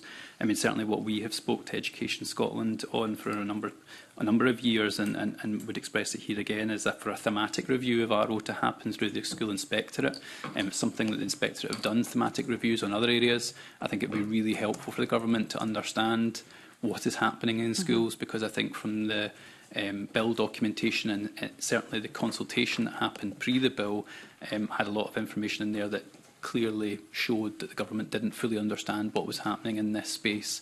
And so if better evidence was gathered through the inspectorate or at school level, as Barbara suggested, might also help with that regard. Okay, thank you. Thanks both. Thank you. Could I just ask for just some clarity on a few things you said there, Fraser, that you would prefer the RME wasn't included in the bill, but then you praised the RME. Yep. But this is to allow a child to opt into that. So...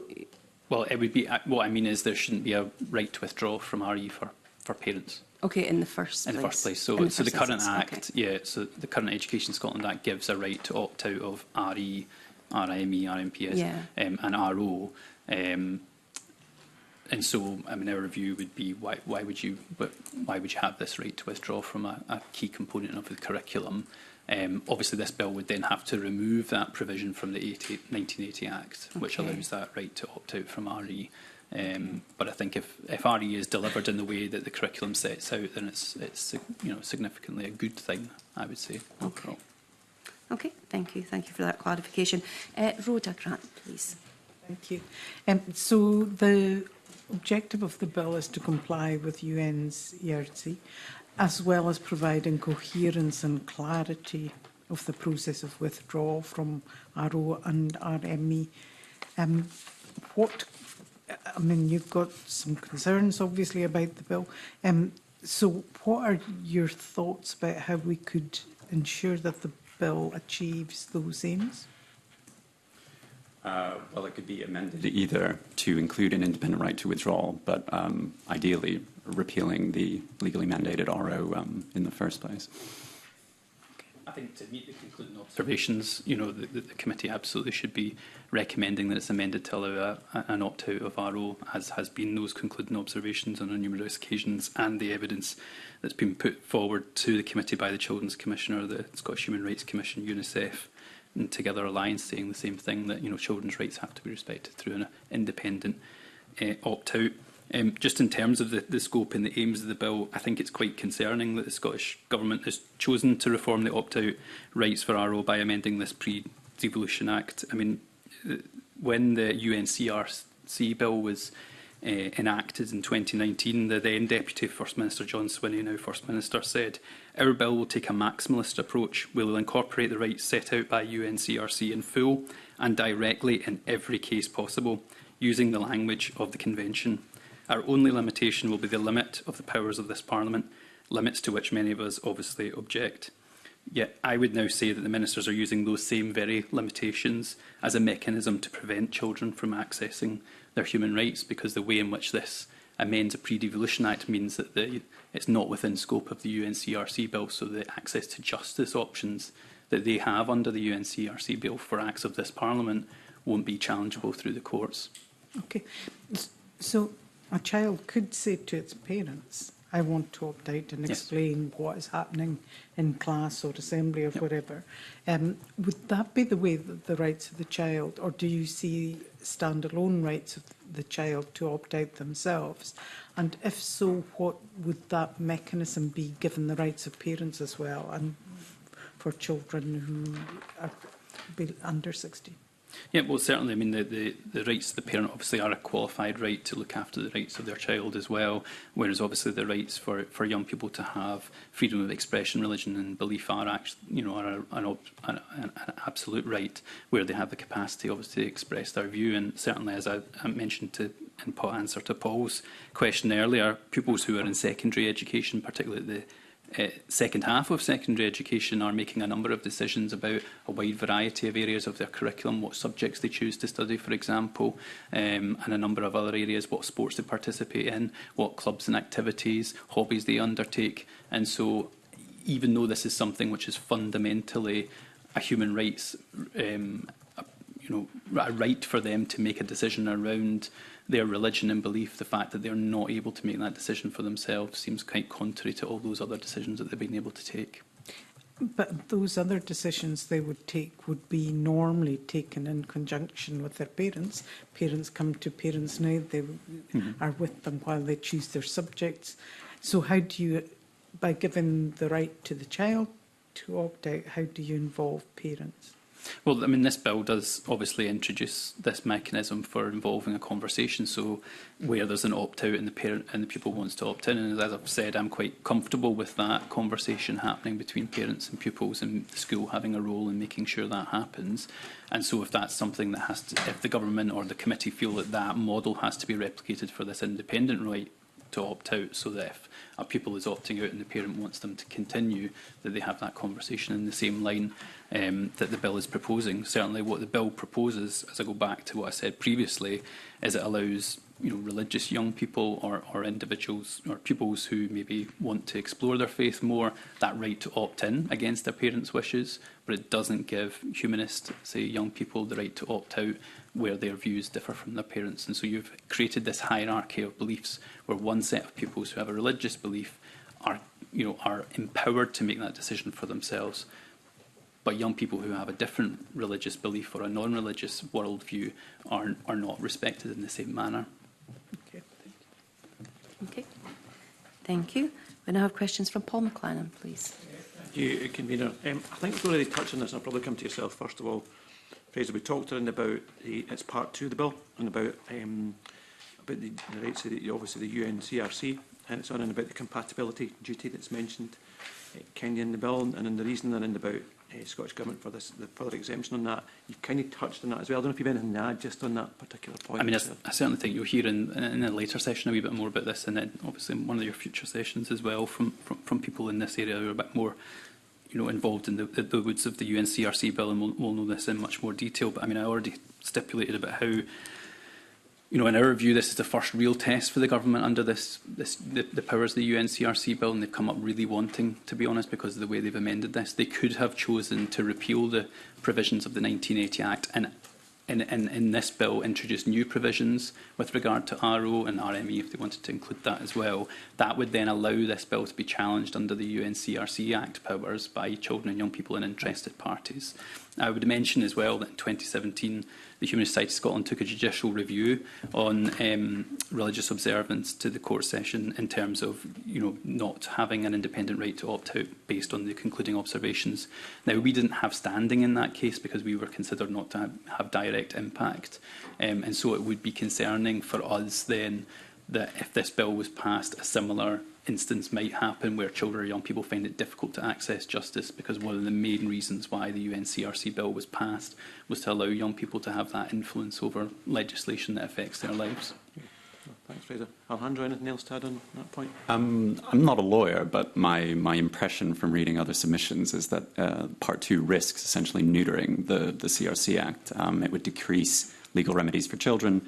It would diminish the ability of the SHRC and CYPCS to bring proceedings. It appears to be in conflict with General Comment 5 of the committee, which says that it's the right to sit and try should be directly invocable in courts.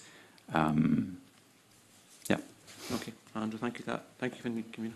We now have questions from Marie McNair, please. Thank you, Convener, and good morning, panel. I wanted to ask you any further views on the potential impact on Part 2, for example, the children, public sector, etc. And obviously the future legislation, such as the Human Rights Bill. Fraser, you touched a bit on it earlier on. I just wanted to know if you want to maybe expand on that or say anything else about it. I think I have covered most of the points that I wanted to make around that not being entirely in line with the UNCRC bill that was passed previously. Thank you. My impression is that the child would no longer have direct recourse to taking the local authority to court, and instead they would have to challenge the legislation directly, potentially via judicial review, which can be prohibitively expensive. So, yeah, it could cost people out of their rights. Thank you. And do you have any further comments, anything about Part 2 of the bill? Nothing beyond what I've already said. Okay, that's me. Okay, thank you. And that concludes this evidence session. I want to thank you for your participation this morning. We will now suspend briefly for a changeover of witnesses. Thank you.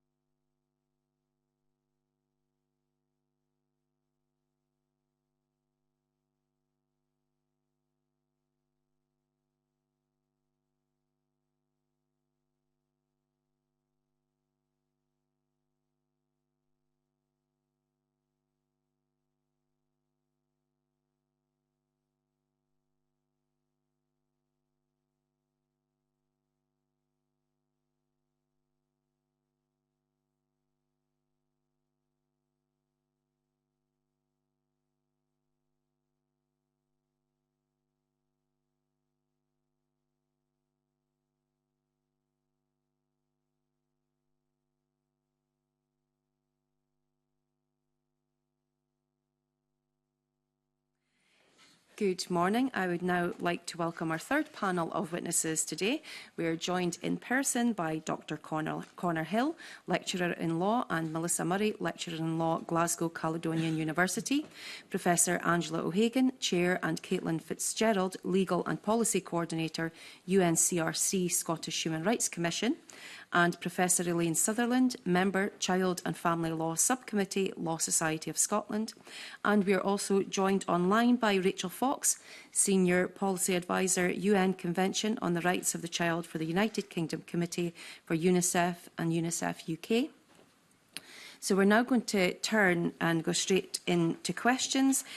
Please indicate to me if you'd like to come in to respond to any members' questions or have any points you'd like to raise. Rachel, if you would like to come in, if you please just type R in the chat function and the clerks will bring that to my attention. Thank you all so much. So I'm going to kick us off and ask firstly, what's your experience at the moment regarding the right to withdrawal for religious moral education and religious observance? And if I start with Professor Sutherland, please. Well, I'm here on behalf of the Law Society of Scotland, and in terms of withdrawing, there wasn't an immense amount of discussion when we were looking at the bill in terms of the practicalities of it. We really are more concerned with the legal implications. And if I could just give an overview there, on that, I think our feeling was that there's a question mark. Does this bill do too little on the one hand? And we heard a lot of discussion this morning about the right to withdraw, the child having the right to challenge the right to withdraw. It seemed to us incomplete that it wasn't doing the other bit, the child having the right to challenge the parents wanting them to stay in religious observance, religious education. So we felt that there was an asymmetry. The UN committee had been so clear that it's a whole picture business, right to do it, right not to do it. And it was curious to us that the bill only does part of that job. And perhaps we can come back to that. Certainly we asked the ministers why were they only doing part of it when they were clearly, on the basis of other things, the background documents, quite aware of what the CRC committee had advocated. The too much bit was why these provisions are set alongside parts 2 and 3 of the bill. And I noticed this morning that there was very little discussion of part 3 and none of part 2 and none at all of part 3.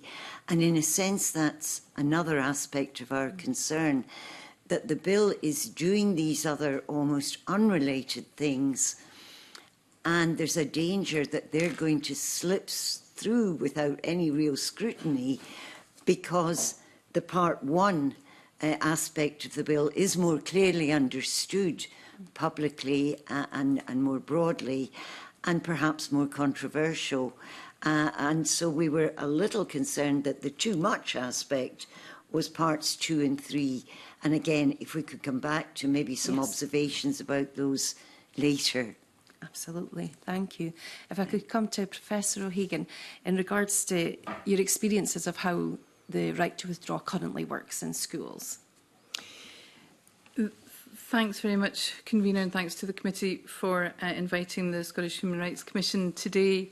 Our concerns broadly echo those of Professor Sutherland, as articulated on behalf of the Law Society, that our concern is with the intent of this proposed bill, both in terms of withdrawal and in terms of part 2 of the legal mechanisms.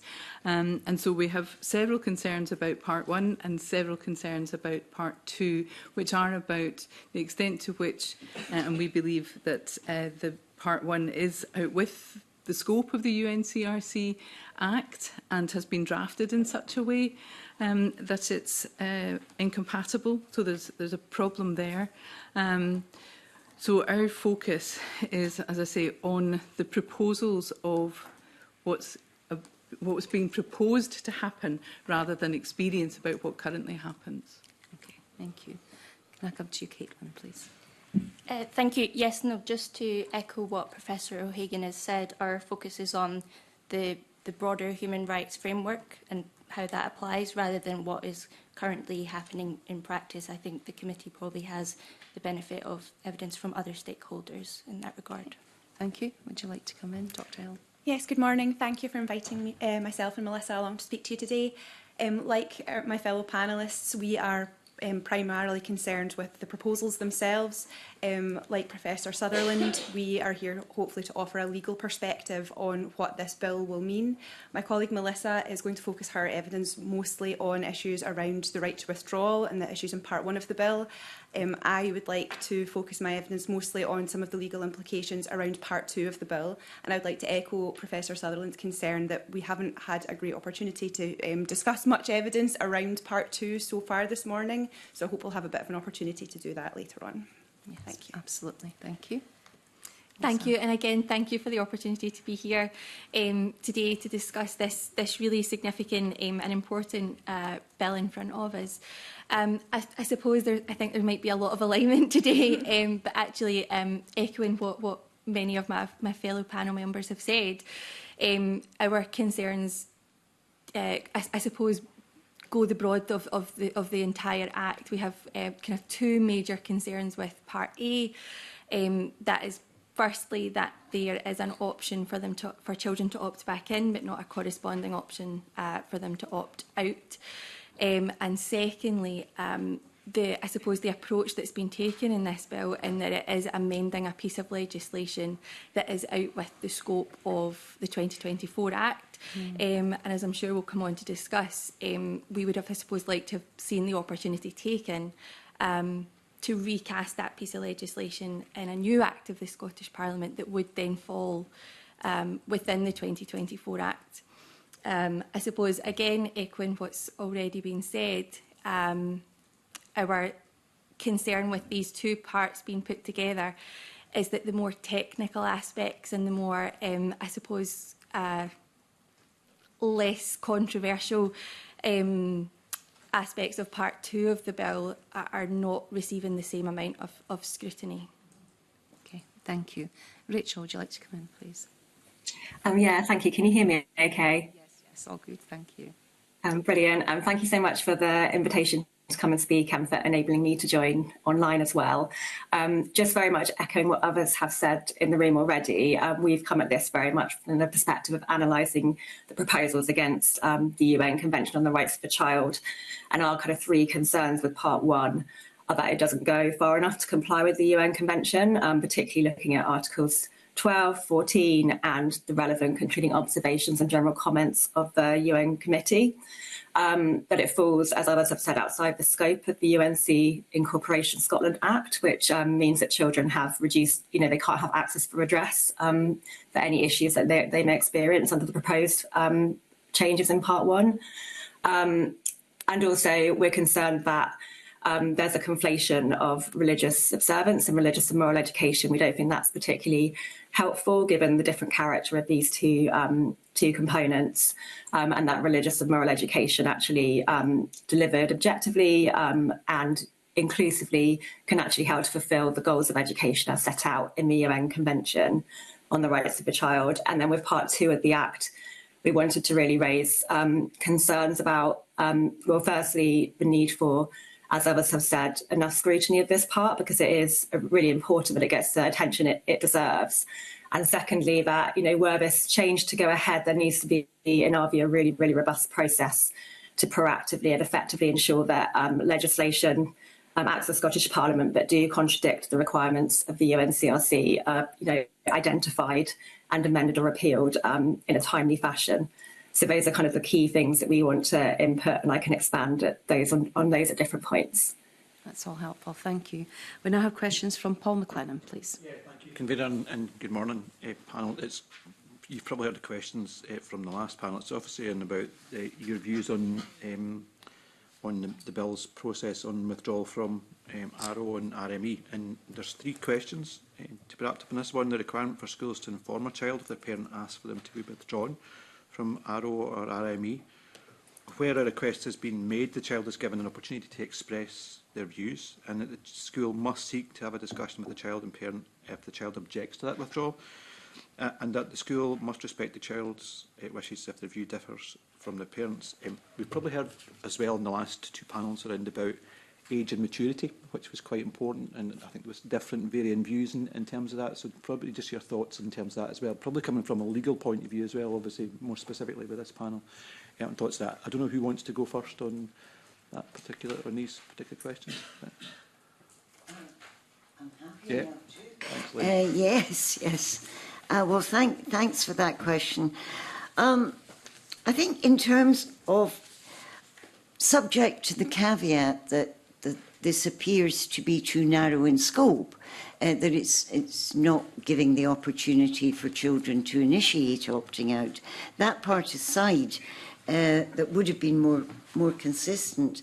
A lot of the wording of the statute in terms of listening to the child's views is clearly taken from other statutes like the Children Scotland Act 2020 and others, which is a good thing. It's not a criticism. If you keep using the same words, then there isn't the scope for debate about whether it means something different. So keeping established wording, if it's working, is definitely the way to go. And the bill is very clear that after the school has tried to talk to everybody if there's a difference of opinion, and there's been all that sort of mediation type opportunity, the bill is quite clear about the outcome, that the child's view will prevail. And again, that clarity, I think, is important in legislation. So those bits I don't think we're troubled by. I think we are troubled by the fact that, I think as Melissa mentioned, this is being done by amending a Westminster statute, which is essentially a bad idea, because if that's what you're doing, you're putting it out with the reach of the UNCRC Incorporation Act. And that's a pity. So it would have been better to have a fresh piece of legislation. There's always going to be a danger, this danger with amending Westminster statutes. Okay. It's just a problem. Maybe because you've all kind of touched on this as well in terms of the UNCRC, and I know it's part 2 of the bill, but I think it's relevant until the question I've asked as well. So I don't know if anybody else wants to come in that point, but pick up the specific UNCRC point as well, because we've heard that from the previous 2 panels as well. But Caitlin, maybe coming to yourself in terms of obviously the UNCRC, and Angela will indicate, just kind of look across your talk as well, but specifically in the UNCRC point, but the general question at the start as well, just on that. It seems to be a rolling theme we're getting on all evidence sessions so far. Yeah, no, I'm happy to speak to that. So we think part 1, as it currently is, it does take steps towards recognising the child's right for their views to be accorded due weight in according with their evolving capacities pursuant to Article 12 of the UN Convention on the Rights of the Child. But our big question is, why does it stop there?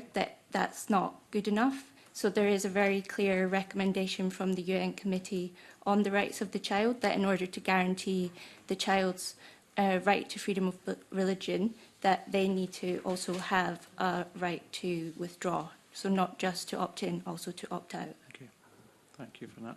Angela, seeing you nodding away there, so I don't know if you want to add anything else, obviously just on the UNCRC point, but on I think Caitlin was very clear. I mean, the UN committee that oversees the functioning of the UNCRC is very clear that it's the child who exercises the right to freedom of religion, not the parent, and that the parent, what they say is the parental role necessarily diminishes as the child acquires an increasingly active role in exercising choice throughout adolescence, which I think speaks directly to your point, and that freedom of religion should be respected in schools and other institutions, including with regard to choice over attendance. And that reaffirms the common concern across the panel that the provision, there's this hard stop on opt-out, and that's problematic. Okay.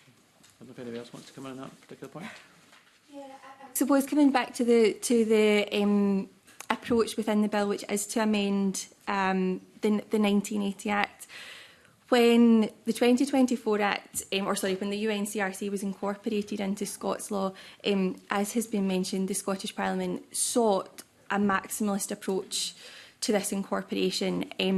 So the original bill had a much wider scope than the one that we have passed in law today. But as we all know, following challenges to that piece of legislation on the basis of the legislative competence of the Scottish Government, the bill is, the Act as we have it today has a much narrower scope. One of the main limitations is that it now only applies to acts of the Scottish Parliament. So anything passed by Westminster, anything pre-devolution is out with that scope. As a child law academic, the concern I have with that is that certain key pieces of legislation are now out with the scope of the 2024 Act. So that includes the 1980 Act in front of us today, but it also includes significant child law legislation like the Children's Scotland Act 1995. And the fact that those are out with the scope of the 2024 Act means that the Section 6 duty for public authorities and the Section 24 don't apply to them. If we look back at the Scottish Parliament's published aims on the incorporation of the UNCRC, it says things like they want to make sure that children's rights are protected in all the work of public authorities, that they're built into the fabric of decision-making in Scotland, and that these rights can be enforced in the courts, and that the vision is a Scotland where children's rights are embedded in all aspects of society. If we continue amending acts that are out with this scope, then those aims are never going to be met. I suppose my hope would be that we could take all of child law and recast it and have it all nice and neat in a new, fresh act. That's not going to happen, unfortunately. But if we take these opportunities as they arrive and deal with it in a sort of piecemeal fashion, then eventually we get there. Yeah. Dr. Hill, Rachel, I don't know if you want to come in that particular point. Or I think, I would reiterate a lot of the points that have already been made. Something that I heard in the previous panel, I think it was Fraser from the Humanist Society of Scotland, had said that this is sort of the first test of the 2024 Act, and it seems that what we've done is, instead of using the opportunity to take this issue, which is outside the scope of that Act, and bring it inside the scope, so you're creating those avenues for justice for children and their representatives, we've almost kicked the can down the road a little bit by still amending this pre-devolution Act. That was something that came up, I think, at the reconsideration stage for the UNCRC bill before it was passed. People in their evidence asked that that process perhaps be avoided. We avoid continuing to amend these pre-devolution acts. So I think just reiterating that this is an opportunity to take this issue and bring it within the scope of the UNCRC Act and to create those avenues for justice that are important and that are provided through that 2024 Act. Thank you. Rachel, anything to add on that at all? Yeah, thank you. I just wanted to really echo the importance of ensuring that legislation is brought within the scope of the UNCRC Incorporation Act. And, we find it concerning if this, signals a direction of travel.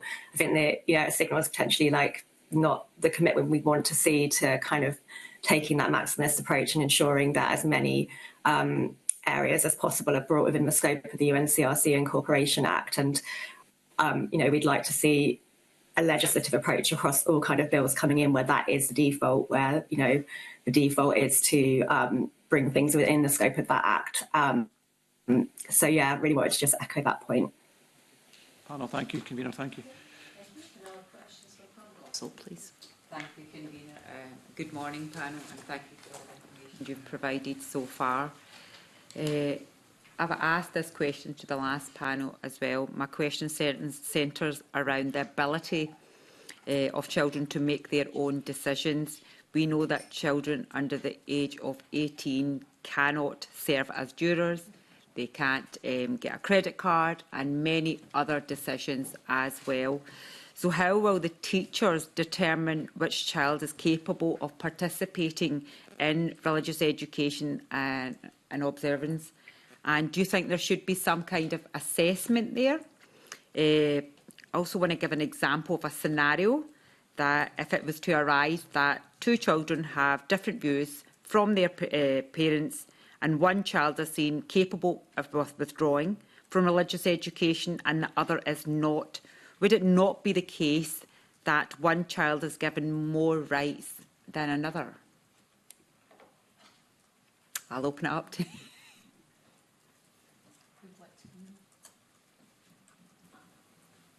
I would say that there's several aspects to your question there, so thank you for that.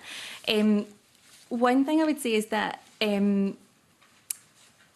child law in Scotland is in some ways quite messy in that it's not the case that a child, evolves and the day that they reach adulthood, they get access to everything and all sorts of legal abilities and capacities. Actually, the landscape of children's capacity in Scotland is fairly complex. So if we look at certain ages that are significant in a child's life, things like the age of 12 are important. At that point, they can stop an adoption process. They also have testamentary capacity. They can make a will. At 16, they can get married. So there's not really kind of one point where you become an adult and the kind of doors open and you get access to everything. But also within Scots law, there are various areas where capacity has to be determined. So we see that in the area of healthcare law, where children under 16, if they are deemed to have capacity, can consent to medical treatment or surgical treatment, for instance. And there's been a kind of, I suppose, a recent trend towards assessing capacity rather than having kind of benchmark ages. We see that in the reform of the Children's Scotland Act 2020, which removed the presumption of the age of 12 from the 1995 Act. So in relation to this legislation, I think that the assessing capacity is actually a good thing rather than having some sort of benchmark placed at some age instead. Okay. If there's nobody else to answer the question I've asked, could I come back to you, Melissa, on that? That then we're leaving it up to teachers then? Is that what we're leaving it up to, the capacity and age? And then when you differ from one child to another, isn't that then questionable by the parents? I don't know, the Law Society might want to talk about something on that. Could there be a legal case somewhere here later on? Quite possibly. It's always a possibility. What the bill is saying is that where the starting point is the presumption the child does have capacity, and that sort of ties into the modern trend that rather than having fixed age limits, which of course, given that all children are developing differently and they're developing differently one from another, you can't say necessarily that one 14-year-old is as developed as another 14-year-old. The way the law used to do it, there is more of this individualised assessment that is part of the whole thing. But the good thing about the bill is that the starting point is we're presuming the child does have the capacity to understand. And so the case would have to be made, if you're going to ignore what the child's saying, that this particular child does not have that capacity. And if you're going to do that, then somebody has to be the decision maker. And in a practical sense, and on the reading of the bill, it looks like it will be the school. It'll be some guidance teacher, head teacher, somebody will be designated in the school to have to make that decision. Now, of course, it's always open to anyone who doesn't like the decision to challenge it, that it was taken irrationally, that there weren't good grounds for it. I think it's very unlikely that whole process will kick in these situations.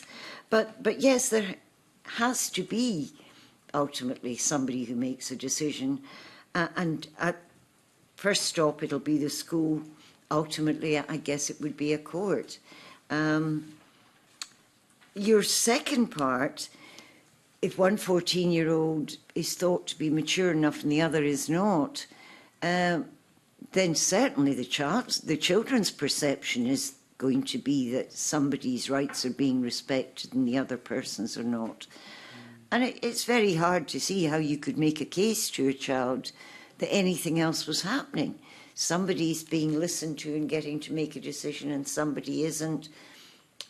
Children's rights are coming out differently in these situations. But I guess that's because the children were different. No, thank you for that. I've got one more question. Earlier on in panel 1, there was a lot of talk about precedents being set. And so my question is around, obviously, we're talking about religious education, which is one thing. But what about this precedent being set on other subject areas? For example, I have a bill going through at the moment through Parliament, Prevention of Domestic Abuse Scotland Bill, and in it I have put in that education of domestic abuse should be mandatory. However, I've also put in that parents have the option to withdraw their children from such a course. So I wanted to see here from the panel their view in relation to that. If precedents like this are set, and especially probably from the Law Society to understand, that does that mean that from this subject area on religious education, could we jump to another subject area in school and a precedent set, and the fact that we have to comply with what's already been set, and people can bring that forward and set it in law? I don't recall us on the Child and Family Law Committee ever having this discussion. So I'd be a bit uncomfortable speaking on behalf of the society and saying that the society thinks X in respect of this. That wouldn't be fair because we haven't explored it. As an individual academic, if I'm allowed to just whip on a different hat and answer your question from that sort of standpoint, if it can be done in respect of one subject, why not do it in respect of others? Whether it be earlier on in the day you were discussing cases of sex education or aspects of it. There could be a whole bunch of areas where parents are not comfortable with their children being exposed to certain things. It concerns me, and I know some of the other written evidence on this, some of the other speakers might like to come in on this, that we've got to remember under the CRC, children have a right to education, and it therefore could be rather undermining if their parents were to start pulling them out, cherry-picking subjects. So some children would never be educated in terms of domestic violence because their parents thought it was distasteful that they should be. I don't know. I mean, it seems concerning that, broadly speaking, all children are not being exposed to the same range of potential for education as others. So I think the withdrawal thing has to be perhaps corralled in if we're to respect the child's right to education. Just on that. Oh, right, okay, sorry. I was just going to answer really and to ask her another question on this. Rachel, on you go, sorry. Oh, thank you. Yeah, I mean, I just wanted to expand a little bit on what I said earlier, which is that we don't think that it's helpful to conflate religious observance and religious and moral education. So actually, we think that religious and moral education does align with the goals of education as set out in Article 29 of the UN Convention, which includes aims around preparing children to kind of live in a free, diverse society, peace and tolerance. So I think if you take that RME out of the equation, you don't have this worry so much about precedent setting, because religious observance is of a different character to kind of lessons which are, educating children about, objectively and about different aspects of education. So I think if we talk about religious observance rather than religious, education, we don't then stray into a concern about a precedent being set for other areas that are kind of properly classed as education, if that makes sense. Yeah, no, Thank you for that, Rachel. Professor Elaine, I want to go back to, obviously, you've mentioned the fact that the parent to withdraw, but if a president is set, and I'm taking obviously in consideration what Rachel said as well, but if it's not the parent, it's the child, because here the child can make a decision, obviously, and if a president is set, then what if the child decides to not to go ahead with, whether it's any other subject? So it's not always upon the parent. I know that you said that for a parent to withdraw it may not be the right thing and things, but that with this law, it could be a precedent set that the actual child could make a decision that to basically that could be opposite from the parent. I'm not clear. Are you thinking of the situation if children are to have a right to withdraw in respect of religious observance, religious education? And again, I take Rachel's point about the distinction. Are you anticipating the situation where a child decides that maths is all in all just too hard and I'm going to opt out of that, or gosh, I just find history boring and I don't want to do that? I don't think it's necessary to go down that road, and the legislation certainly wouldn't open the door to it, I don't think. There's perhaps a difference. But I do think Rachel's onto something. If you confine the bill to religious observance, then you're not opening any doors to children deciding maths is just too hard to be bothered with. No, thank you for that clarity, Professor Elaine. Thank you. Okay, thank you. We now have... Would anyone else like to come in on that point?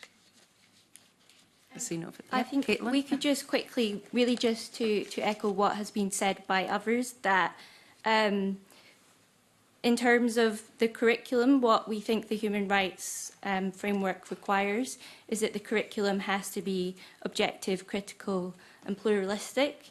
So really the limit which shouldn't exist is that it pursues an aim of indoctrination, which is why we agree with others on this panel that the problem as we see it in terms of the UNCRC right to freedom of religion and belief is religious observance, and that RME should kind of be conceptualised as information about religions which contribute to an understanding of a diversity of beliefs and faiths.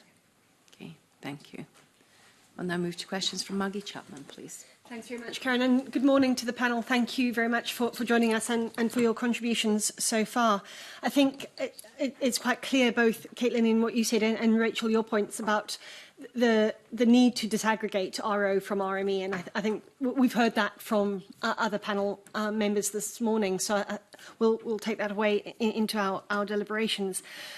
I think I've also heard quite clearly frustration, if I can put it like that, that this is maybe a missed opportunity to do something much, not necessarily grander, but much more complete around the rights of the child. And I suppose that's where I want to focus my first question.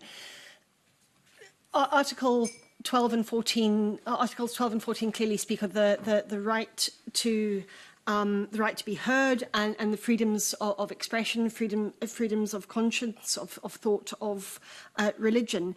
And I suppose the bill is maybe intended to help fulfil some of those rights, albeit perhaps not in the way that we might wish with a standalone act that would be UNCRC compliant in that way. But one of the questions we had posed back to us this morning earlier was around a balance of rights, or a tension between the parents' rights as the primary educator for children to make those choices for them, and then the UNCRC articles that I've described. How do you balance these rights? And I think, Angela, you said in an earlier comment that it's the child's right to religious expression and religion and that kind of thing. So how would you see those potential conflicts that schools would have to navigate? How would you see a way through those? Angela, I'll come to you first. Okay. Thanks very much, Maggie. You're absolutely right. I mean, the focus here has to be on the rights of the child. We're talking about children, and the bill talks about children's rights to opt in, but not to opt out. And so there's a primacy is given, a very blunt primacy is given to the rights of the parent here, in contrast to the various UNCRC rights, which are relevant in the context in which you have referred to.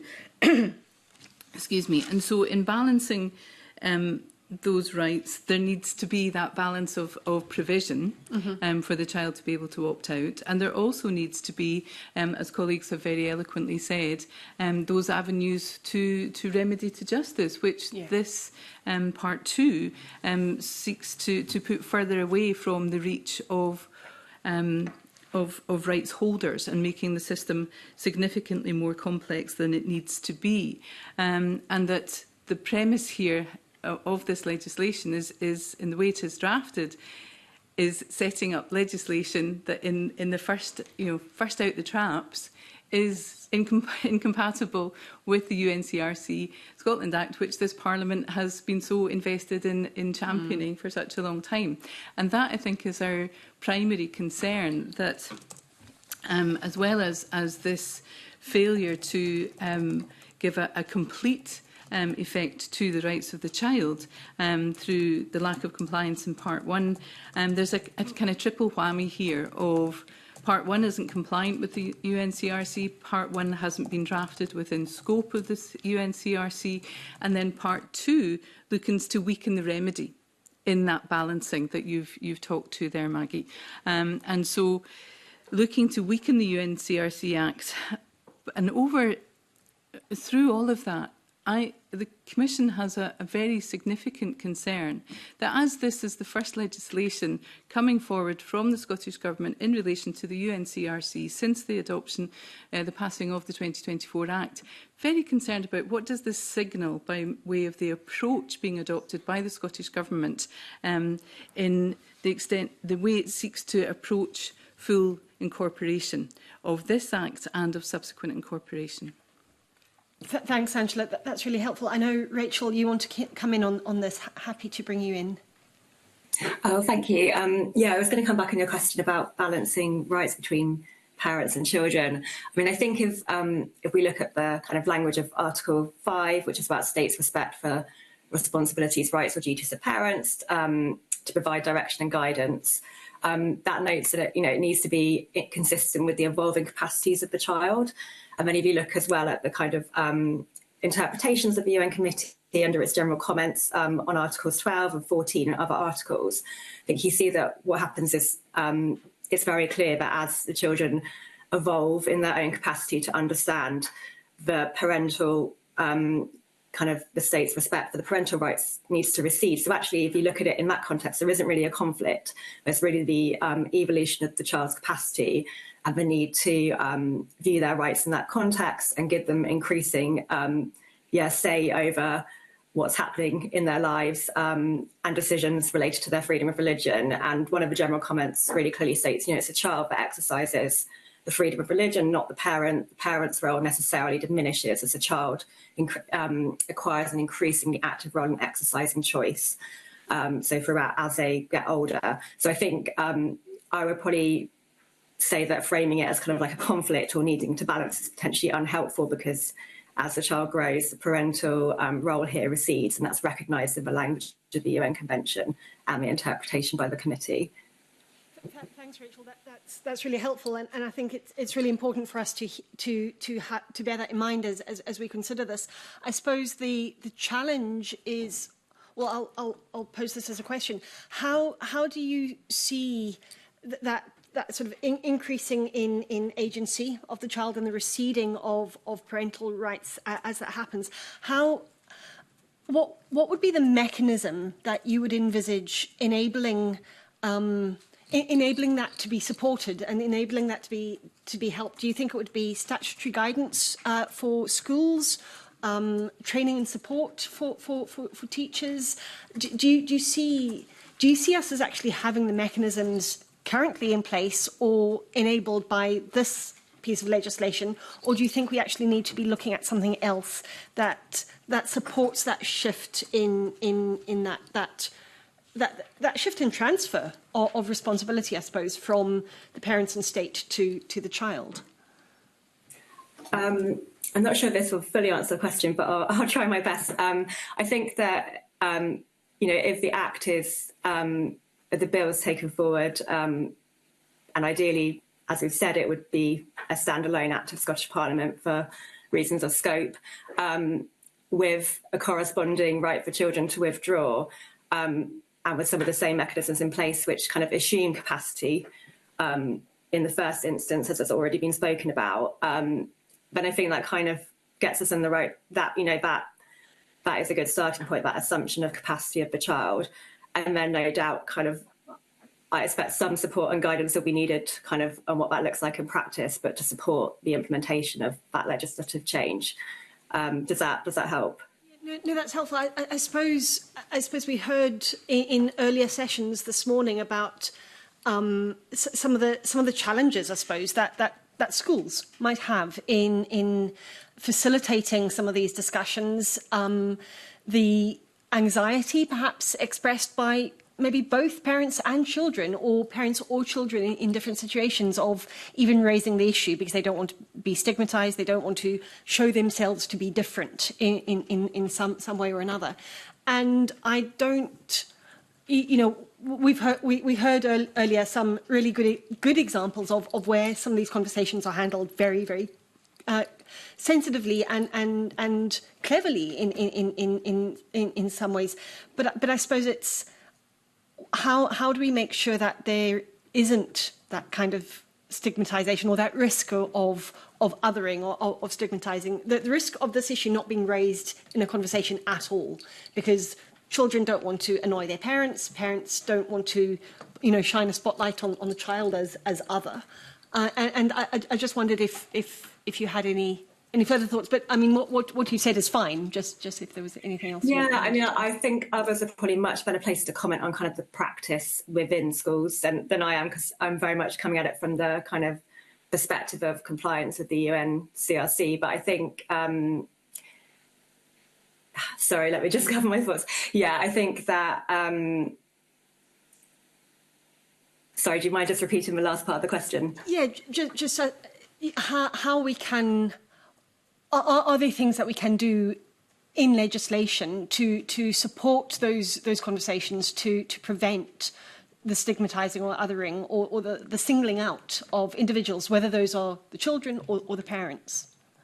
Yeah, I guess what I would say, and bearing in mind that I'm not best placed to comment on the practice, is that I think these considerations and kind of administrative difficulties or like difficulties of delivery can't kind of drive us away from taking the child rights approach, which is required from the UNCRC. But yeah, no doubt more support would be needed. And I think kind of, UNICEF UK conducts its rights respecting schools award programme. And I think kind of having a rights respecting culture within schools should hopefully also kind of facilitate, the reduction of those kind of issues around stigmatisation, for example, by having that culture within a school of understanding of difference, for example.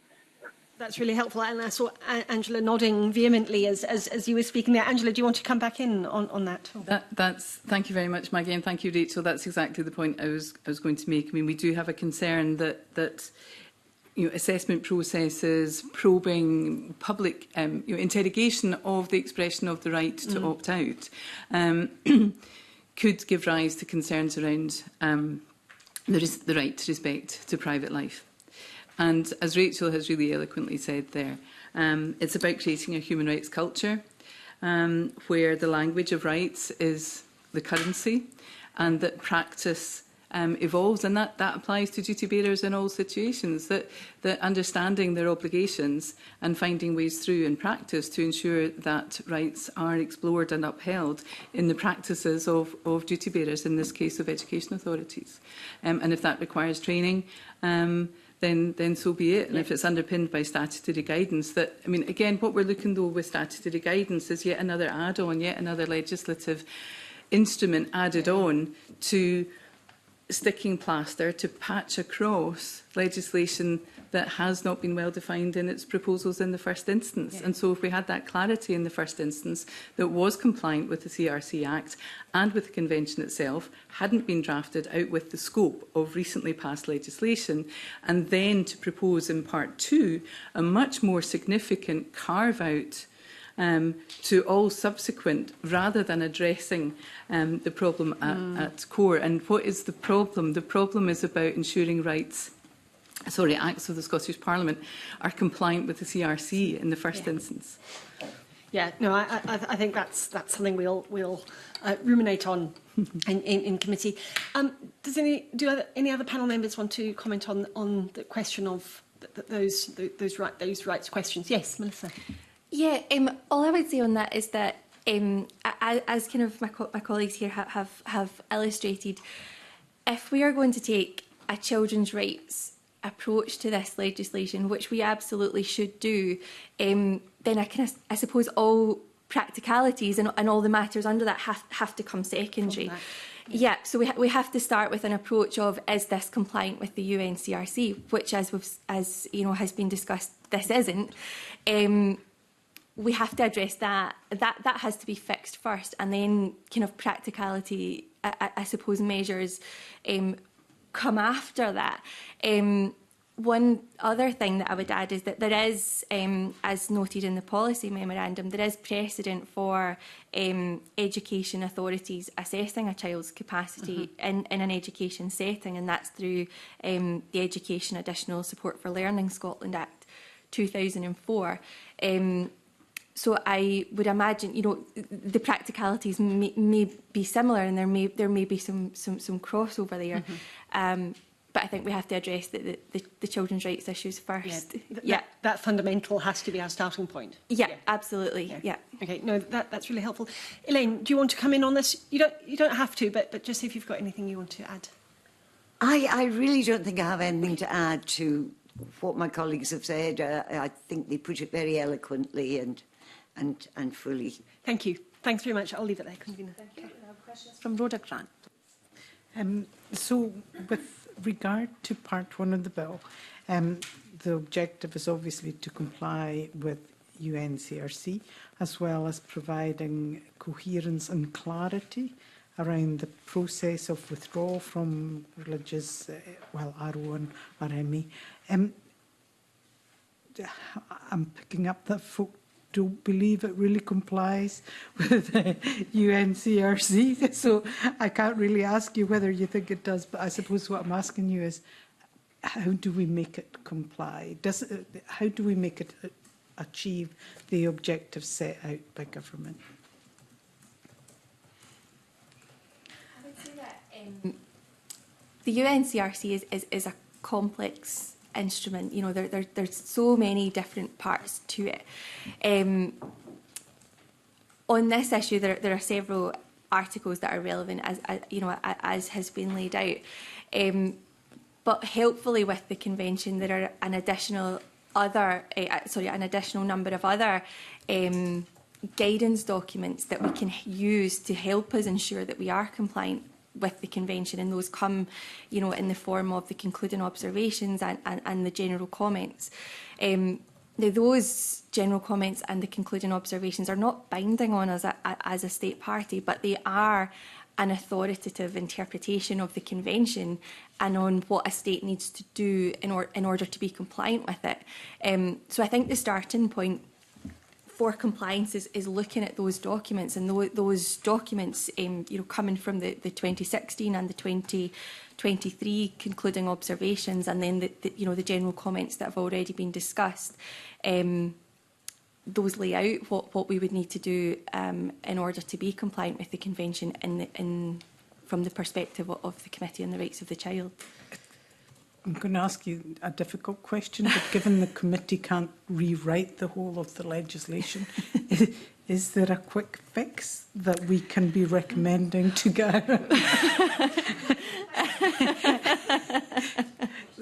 We have to report to government, and we have to say, this is what we think you should be doing with this. We can't just take it away and rewrite it. So what should we I mean, are we saying actually this just doesn't work and we do have to go back and rewrite the previous legislation to bring it all? Is that the fix, or is there something more simple that we can do?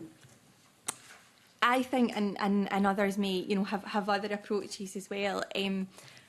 I think it does need to be considered from the starting point. Again, from my perspective, I think parts A and B need to be separated, and I think part A needs to follow the recommendations of the Committee on the Rights of the Child, but as a standalone new act of the Scottish Parliament. I think anything less than that, to kind of use the phrases that I've already come across, is a sticking plaster, and it's something that will eventually need to be looked at again. I think if we want to address this issue and address it well for the long term, then I don't see any other option at that point. So I don't want to have a conversation because obviously others have views, but I guess the question that comes out of that is, do we need the sticking plaster right now before government can go back and do the full review? I think that's probably a judgment in terms of parliamentary time and what is realistic.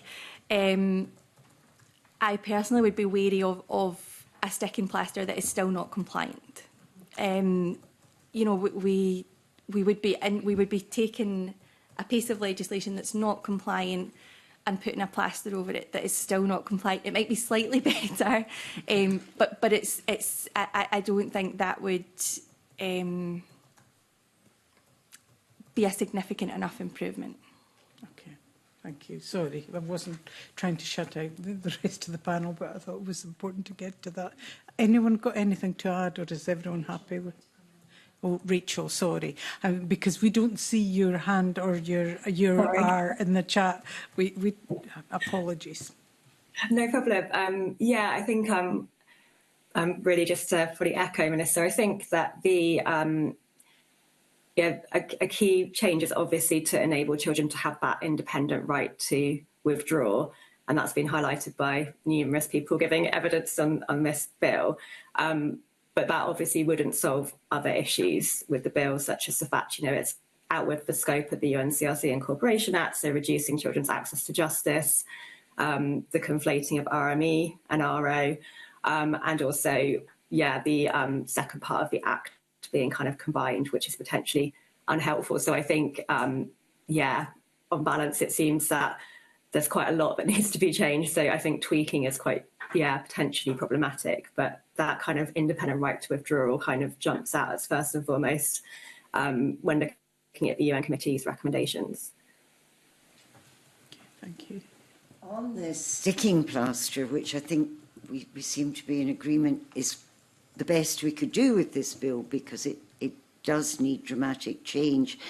The other concern would be, well, if the bill passed in slightly modified form, still not satisfactory, we're coming up to an election, there'll be a great new parliament, people will be coming in with priorities.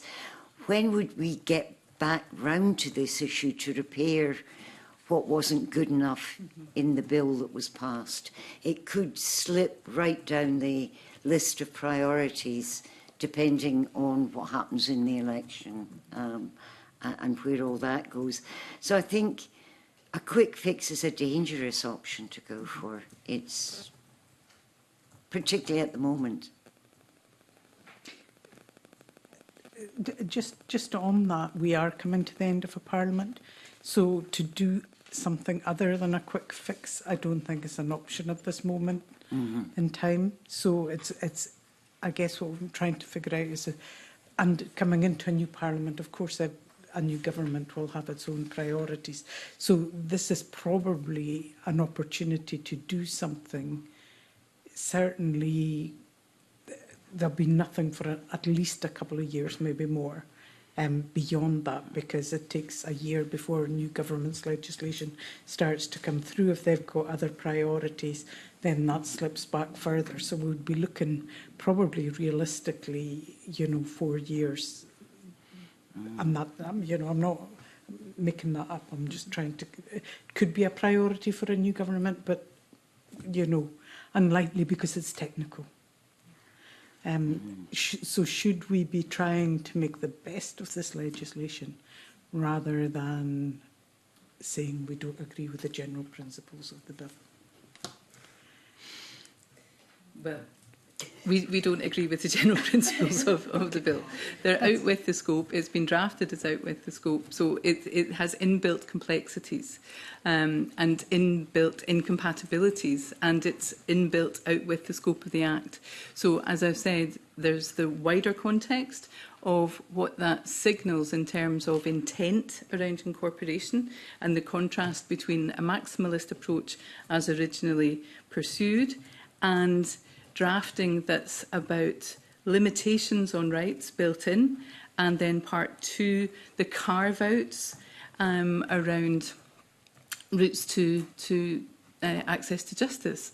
And in terms of timescale, the requirement on incorporation is for human rights to be meaningful. Incorporation needs to give immediate and urgent effect to those rights. And the provisions in Part 2 push all of that much further away.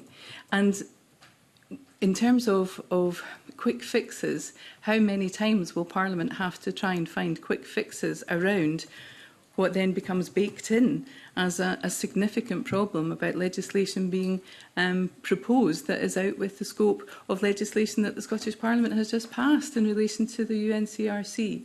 So in terms of addressing the fundamental flaws of this bill, adopting the committee recommendations, as Rachel and others have highlighted, so adopting the committee recommendations on opt-out, and on addressing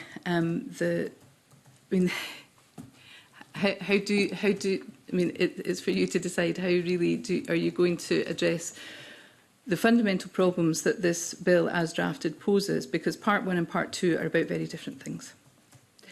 And Part 1 on the committee recommendations and upholding the rights of the child and taking the authoritative direction from the UN committee, because that's what incorporation means. Incorporation, it doesn't just look good and signal good things. It's about taking complex matters into domestic law and practice, and that's the challenge that this Parliament took on in adopting the UNCRC and its later clarifications and complexities. So if we don't get it right at the outset, subsequent Parliament's going to be running to catch up in this way. In our written submission around Part 2, while we've said we are opposed to the principles, but if the will of Parliament is for this to go ahead, then there need to be some mitigations.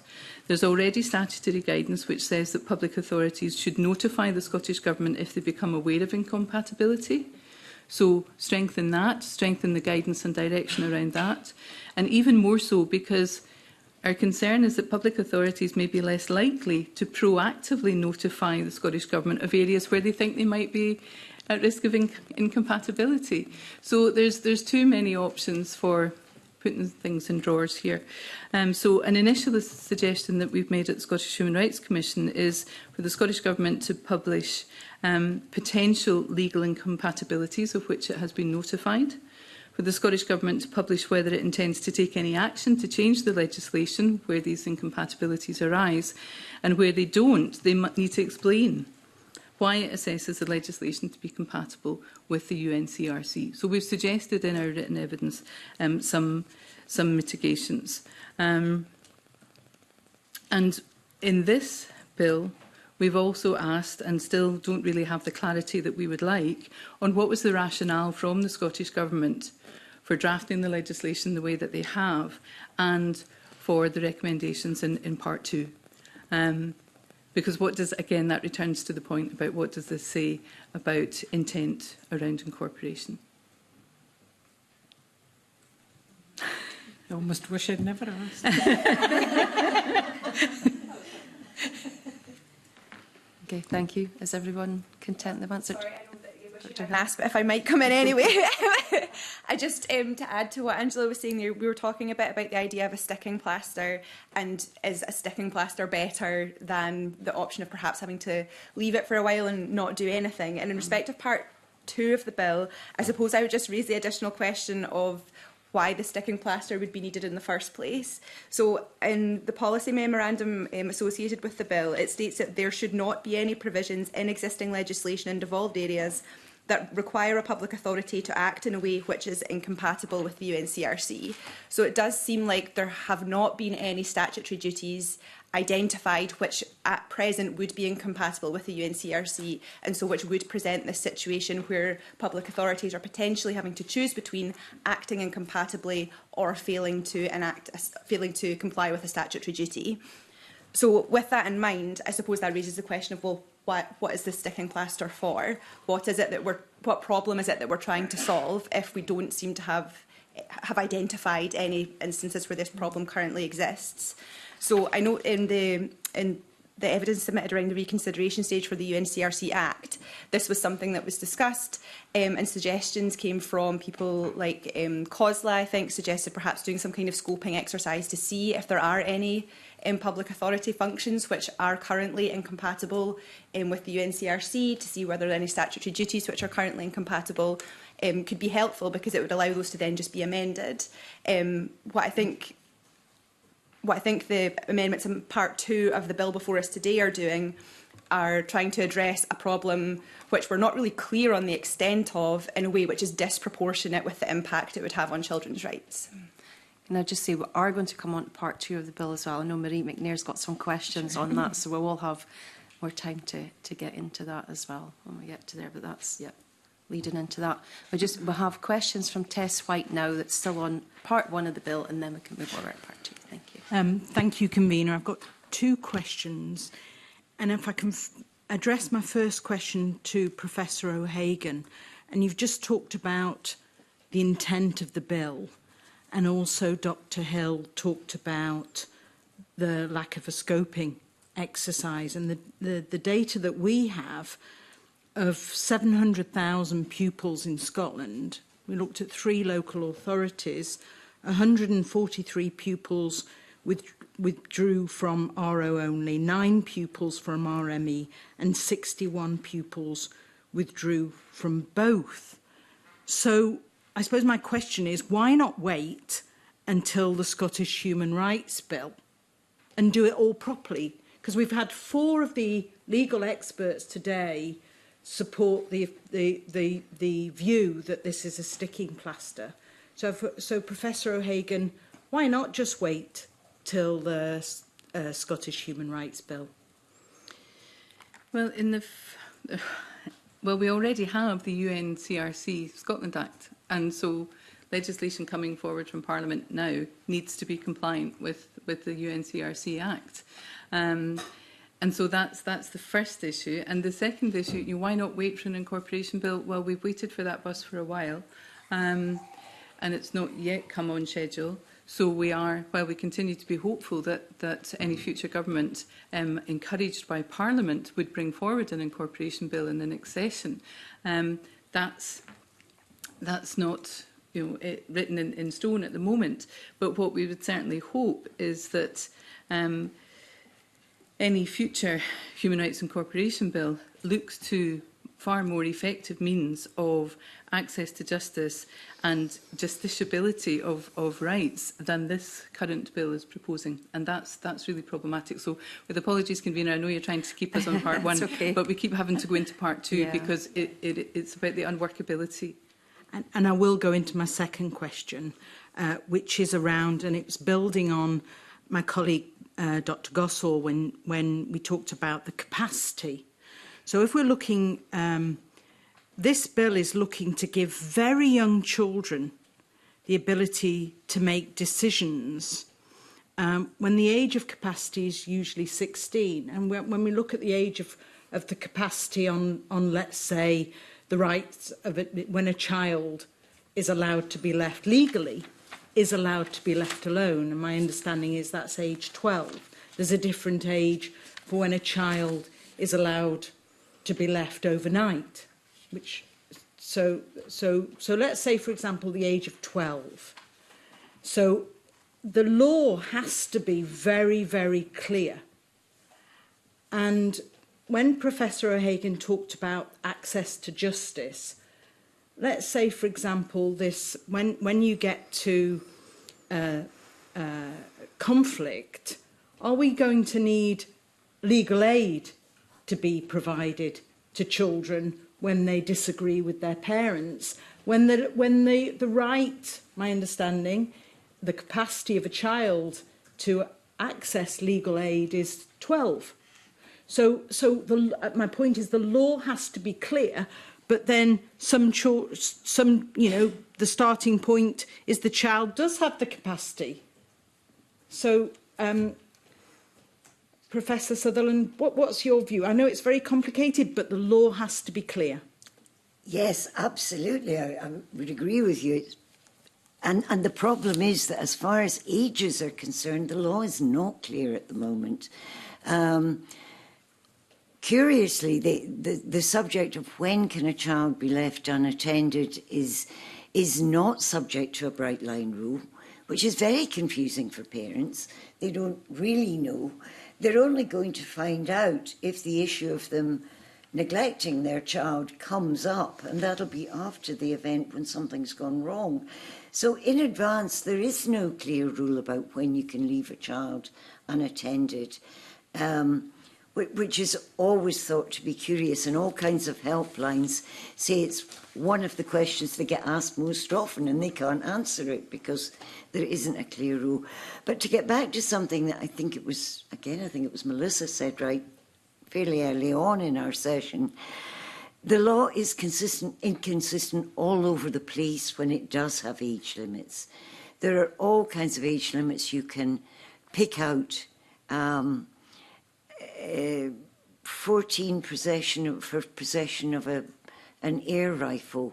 Well, how does that make sense when it's 17 for driving a car? And you can pick out from all over the place.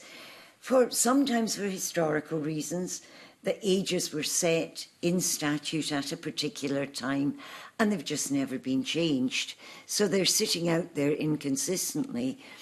But we carry on being inconsistent. Voting in Scottish elections at 16, and yet when we're looking at criminal responsibility and sentencing, we can take account of a kind of lack of development up to the age of 25. And all over the place, this is just inconsistent, unclear, and probably very confusing for users of the law. Now, an obvious solution there, but not a quick fix, is to have a big review of age limits. Look at the rationale behind all of them. That would take time. That process inevitably will take time, and come up with something that is clear and consistent.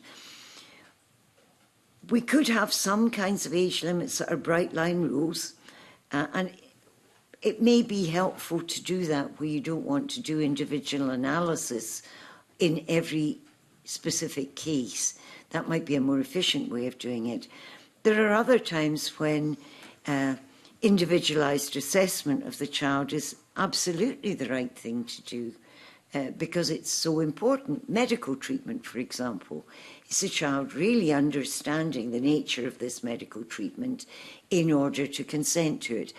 I guess that comes at the end of the scale of sufficiently important that we will invest resources in individualised assessment.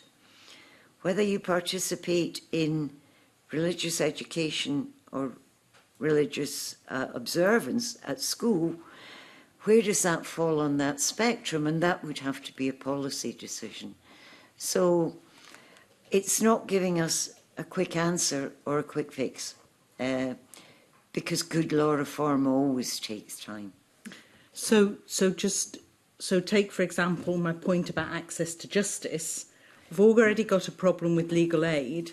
Mm-hmm. If we've estimated that we've only looked at 3 local authorities, but if you looked at the whole of Scotland, based on the stats, the estimates of 4,000 pupils could fall into the category, and this issue that there could be disputes between what a parent wants and what a child wants. So we do need to think about that. I think we do. My guess would be out of the 4,000 you've identified, not all of these children are going to be in dispute with their parents. But that brings us right round to another very problematic area, that we already bestow rights on children in statutes, and they're out there and it looks very compliant. And then you've got to think about, well, first of all, are the children aware they have those rights? Are their parents? And secondly, how do children have any idea of how they would go about getting access to enforcing those rights? And if necessary, finding and instructing a solicitor and the solicitor applying for legal aid. That's a bit of a problem. That's when children's rights start to fall down. The lack of education about them and the lack of opportunity to enforce them. Thank you. Thank you, Convener. Thank you. We now move on to questions on part two. We're going to Paul McLennan and then Marie McNair. So Paul, Convener, please. thank you for that. I think we kind of touched on this, and it's probably just more an exception than this. I think one of the key things we talked about was the Scottish Government talking about exemption to the compatibility duty. I think we've kind of addressed it, so if there's no other comments, Convener, I'll probably just pass on, but I don't know if anybody wants to touch on that particular point. I think we've kind of gone on about the UNCRC and where your thoughts are on that. I think it's very clear in terms of where your thoughts are. But on the compatibility duty, I don't know if anybody wants to add anything at this particular stage on part two. And I think you're right, Angela, I think we've kind of crossed over in terms of both part one and part two. But I don't know if there's anybody else wants to mention about the compatibility duty as part of that. But that's really all I need to add on that part. I suppose we have talked about it to an extent, but I would just want to make sure I've really emphasised how significant I think this amendment to the compatibility duty is. So in most of the responses that you received to your call for views, most of the written responses focused on part one. A lot of the evidence we've heard in previous panels this morning have focused on part one. And I think that's understandable because it deals with really important issues for children, for their families and for their communities. But that shouldn't take away from how significant the amendments being proposed in part two are. So the amendments, they're not minor or technical, but they would make really significant changes to the legal framework for children's rights and the way that they're protected in Scotland. What this compatibility duty would be doing is removing some things from the scope of the compatibility duty. That's what the amendment would do. And in doing so, it would narrow the scope of the compatibility duty. And I think that that would undermine and weaken the protection of children's rights in Scotland. It would take those things out of the scope of Section 7 of the Act, which would mean that children would no longer be able to bring legal proceedings where they felt that their rights had been violated by that incompatibility. And it would mean really that we'd be opening it up to potentially under other sections of the Act where members have got to make a statement of compatibility when they bring a new bill to Parliament. Although they'd be making still that statement of compatibility, they would essentially be able to put forward a bill which was incompatible with the UNCRC, which contained incompatible statutory duties, and that could then be passed, and those incompatible statutory duties would just be on the statute book and with really not a process identified for amending those or for addressing those incompatibilities. So I think it's just important that we don't lose sight of how significant this amendment is. It's a huge carve-out and a huge limitation to an Act which has already had to be limited because of the consequences of the Supreme Court's decision in 2021. Thanks, Dr Hill. I think that really strengthens the point that was made. And I don't know if anybody else wants to add to that, but I think that was a very good point you put across and strengthens what was said earlier on. So. Thank you. There's no other comments, Convener? I think Caitlin. Caitlin, yep. Yeah, just to echo everything that Dr Hill has said about that we think this change goes to the heart of the way in which the UNCRC Incorporation Act provides for remedies for breaches of children's rights. And we know, or at least we think, that the Scottish Government's position is that this is all fine because there will still be the ability to challenge the overall legislation that is incompatible. But our position is that that's not enough. Of course, you do want to have the ability to challenge the legislation, but you also, as well as those systemic remedies, you need to have individual remedies. And a serious question mark that we have is the impact this would have on urgent cases. So, for instance, where interim remedies are sought. So, for those who aren't familiar, a court can sometimes order what's called an interim order on a temporary basis until it's decided the issue finally, in order to prevent further harm from being caused or to ensure that basic needs continue to be met. So if we look, for example, a family with a child who are at imminent risk of homelessness, they want to get into court and seek an urgent interim order to prevent that homelessness in the meantime. But if that's being taken away from them and they can only challenge the legislation, we know that that can take a significant amount of time, and we also don't know whether the court would even be able to order an interim order such as that, because the public authority would not be acting unlawfully, it would be the Scottish ministers. Thanks. Thank you. Can I ask, are you aware of any evidence that requires this additional exemption to the compatibility duty?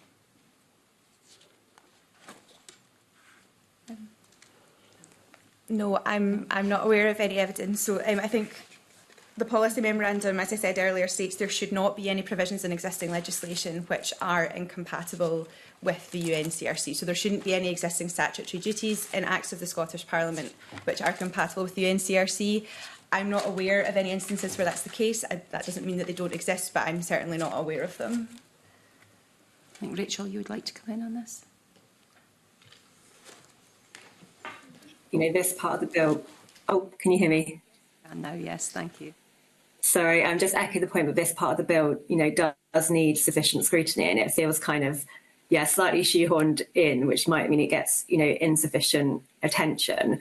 And I think particularly when it's combined with part one, where many of us are saying that that's not actually signalling compliance with the UNCRC, it sends a bit of a strange message, I think, to combine those two parts together.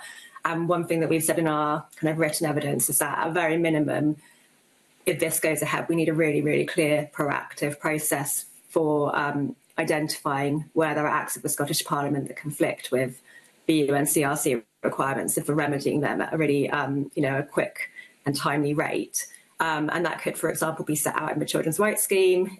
It could be set out elsewhere, but it needs to be a clear duty, for example, for ministers to collect, to proactively collect those incompatibilities and resolve them in a speedy manner. So that's, I think, a very minimum we'd want to see.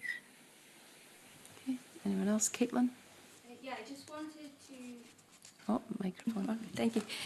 I just wanted to add quickly to that the Scottish Government's position does seem to be that they don't think there are any current incompatibilities, but I think we would also just respectfully urge some caution in accepting that position when we haven't seen the Scottish Government's working, which links back to what we've discussed before about what has the Scottish Government actually done to assess what's currently on its statute book and how that fits with the UNCRC obligations. And I think the more that we might be speaking about unknowns, that exacerbates the rights that we've expressed about access to justice and the potential dilution of the rights in the UNCRC Incorporation Act.